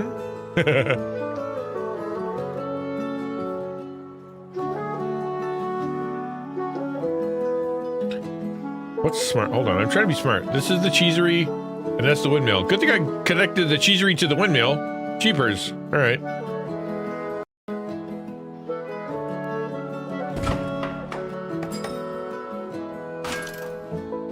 Expensive. Oh, cheap. Hold on. Cheap rails. Cheap. More cheap rails? Oh, dear. I will definitely be... Yeah, the plan is to be at Reach. That is the plan. Crud, I gotta go back to a checkpoint. I can't actually do that one. Wild. Okay. You get your money from town. But this... So let's get our cards. And then let's get our buildings. We gotta connect the right one to the right one. What are you? Dairy farm. And you're the dairy. Theoretically, we could just go straight up the mountain here. Let's do that.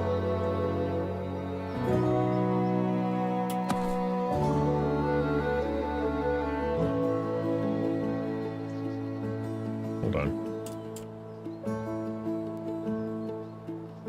If my brain is like, I want to complete this rail. You know what I mean? I think if I do this, I may have a chance. But I would need $1 billion to turn that corner. We're gonna have to raise taxes. Sorry. Are you just a town on the edge? This is the witch. This is the witch that overlooks everybody and curses the bad guys. Or the mayor. I don't know. No, I don't know who lives there. Okay, that is the bakery. And it needs... Alright, that should do it. Good. We're gonna do cheap. Let's see how much it costs. You only get to use one card. Go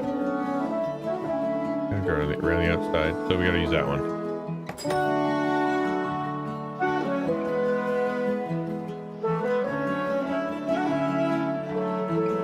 Bakery. Dairy farm. Doggone! I'm getting so confused.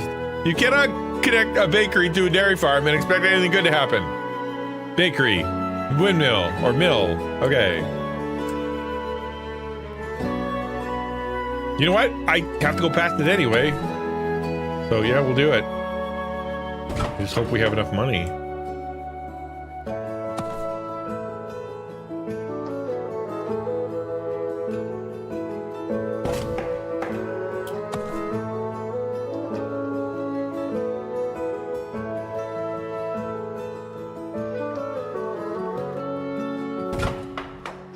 Okay.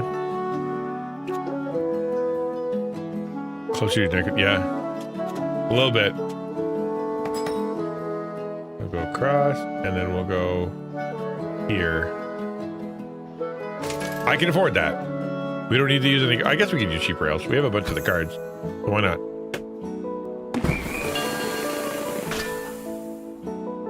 Okay. And then...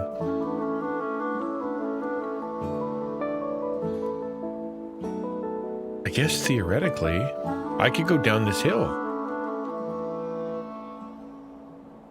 Right? Like if I place that here, boop, and then I connect it over there, I've actually connected it to a town. So it should be good.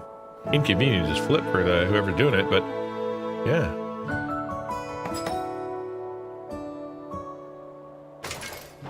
Oh, I left this guy out completely. Oh no. Do I have to get across this thing again? And then come back? What are you? You're the wheat farm. Oh, I haven't even connected you two yet. Oof. Oof. Oof. Decisions, man.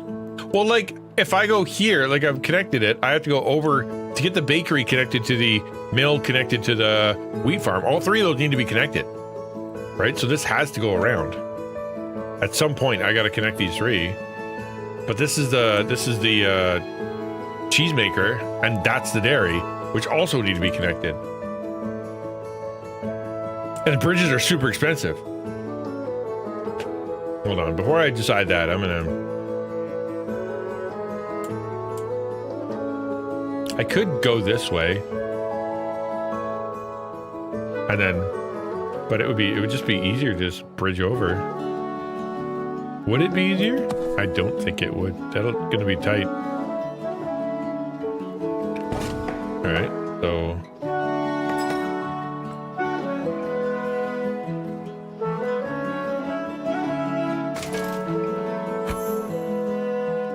Too expensive. Oh! Oh, I use both. Cheap bridges and cheap rails. That could be interesting. What did I just connect? The mill. But I don't get anything for that because I don't connect it to the wheat farm yet. I have to connect the cheesery first. Is this what it's like to be a train driving man? I am not equipped, apparently.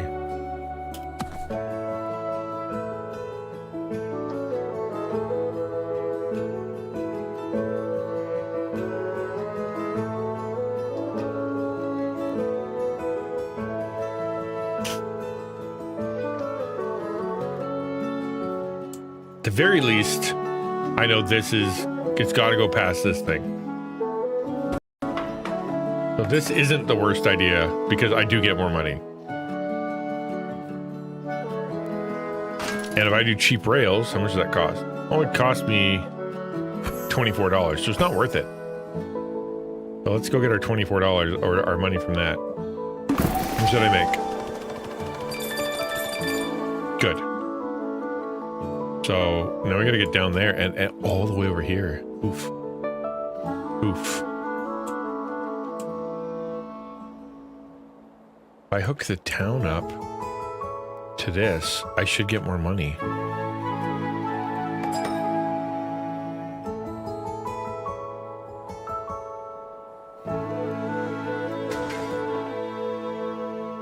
Yep. All right, cool. Morning. Maybe that's why there's engineers. Yeah, maybe.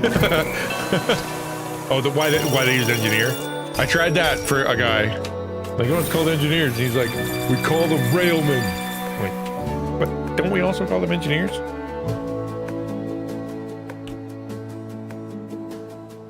There, that was cool because I made some money. So I could theoretically bring this up and then try to connect it, but this has got to go over there and then come back. Ooh, that's rough. Wait, I could bring it this way. Ooh, could I make my entire thing? That'd be cool. Try that.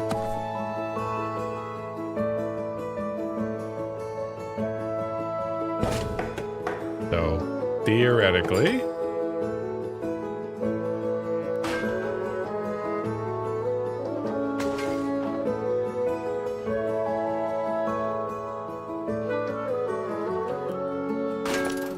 cheap rails, cheap bridges. Right? Because I'm not going to need another bridge, right? Hold on, why did I do that? I'm trying to bring it back down to the town. I would have to go all the way back around here. So does this make me any money? Does that connect it?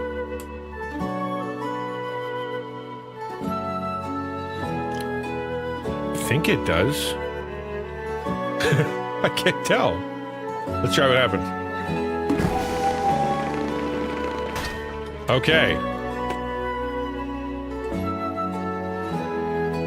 Wheat farm is not connected to the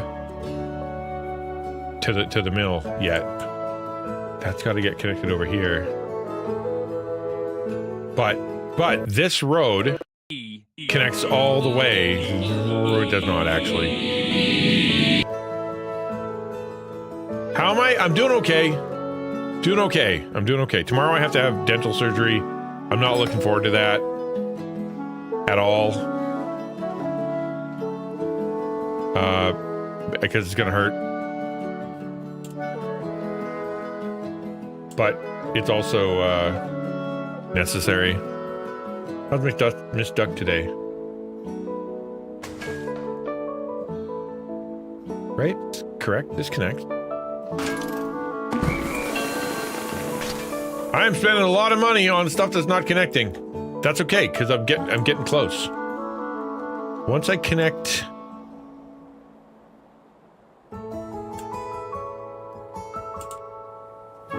What? Just to here? Nope.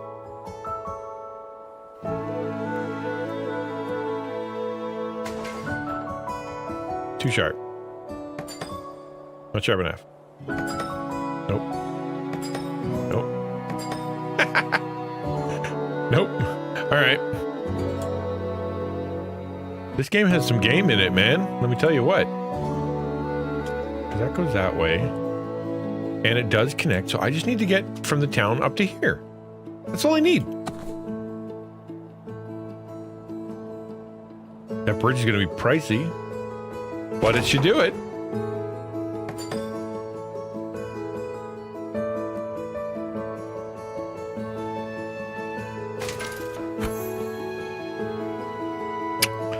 Bummer.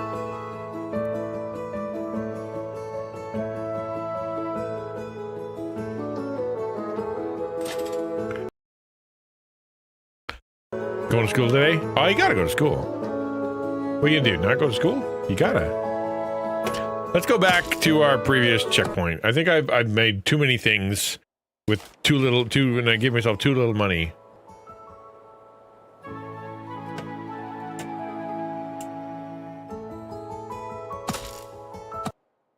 And keep backing up. Because the checkpoint is when you drop it completes it, right?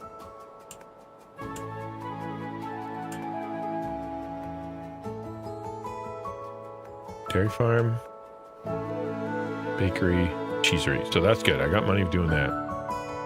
Can I just be cheap and go across? I would feel bad about that.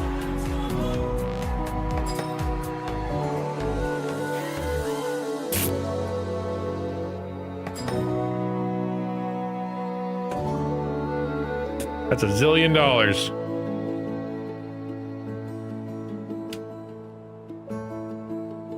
Uh-huh.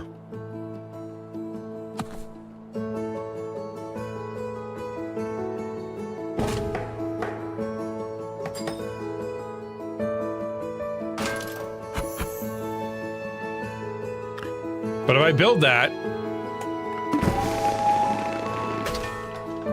I've connected them now. Well, did confetti not work? I'm sorry. What happens on Monday next week? Is it? Oh, it's because the line isn't connected. Oh, okay. I get it. I get it. You have, like, the train itself, it needs to be a complete train, which makes sense. Like, it has to go bakery, mill, and other place that I can't remember the name of. Wheat farm.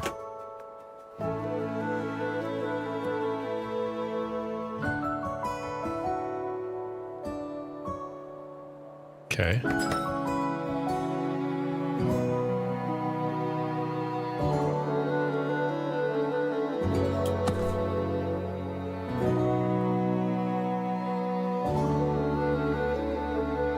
I should be able to make it. Okay, let's see what happens. I do this, and I do this. I don't need two bridges. I only need the one bridge. Why? Something cheap. Something cheap and steep. That's what I like to call it. Oh, no. There we go. That got us to the ground, did it?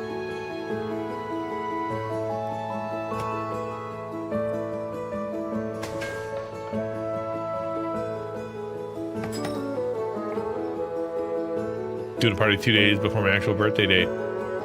Mini golf and thinking about going to lunch somewhere. Oh, far out. Last year, let me think what you did last year. You got a bunch of friends together. I remember that. You had like 6 friends over. And then you ended up only with like one friend at the end. But what did you guys do? Cheap and steep. Business is booming. That's exactly it. Okay.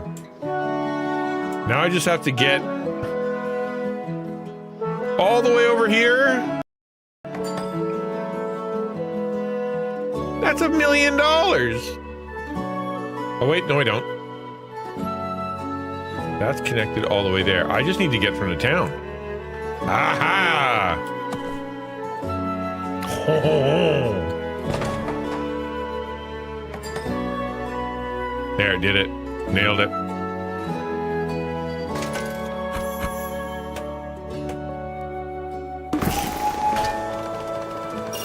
I would buy you a train. I would buy you a train.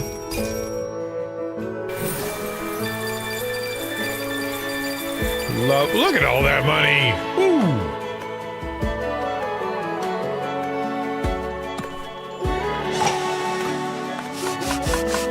Got the building? Nope. Oh, cool. I made the achievement. Cool. All right, that is it.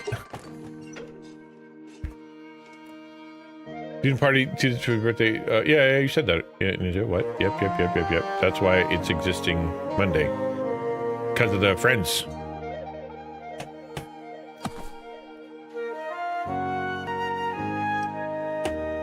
Way over there. All right, cool. All righty. Here we go. Have a good day at school, Miss Duck. Take care of yourself. Hope things are gonna go well, and I hope your birthday goes great. I'll tell you about how I made the copy of their CD, wrote the band name on the disc, and my mom found the disc. Did you get in trouble for that? I hope you did. I hope you got a stern talking to, and a rap on the knuckles.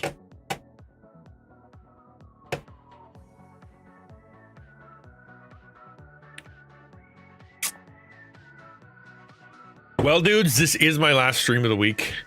Not that I want to be the last stream of my week, but it has to be, and I've missed so many streams lately, and I gotta get back on it, but the teeth, the life, you know how that goes. So, oh, she thought it was, what did she, she what? She thought it was like a video or something?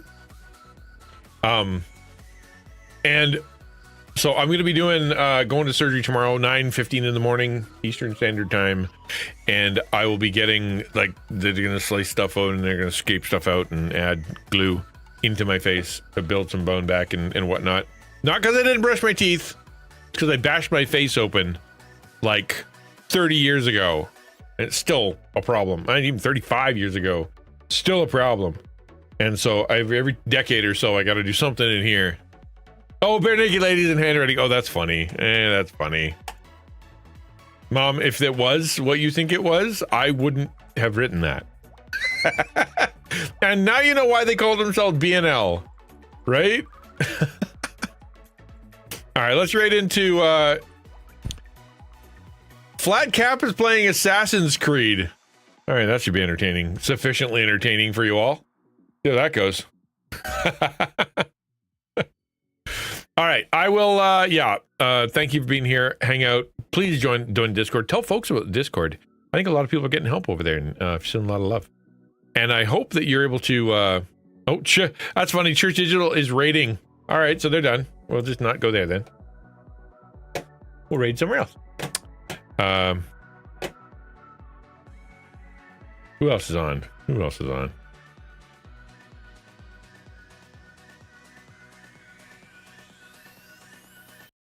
I hope you guys have a great rest of your week. I will keep you posted on the Discord about what's going on in my life and all the stuff that I'm gonna be doing. Yeah, why don't we raid Wordy Girl too?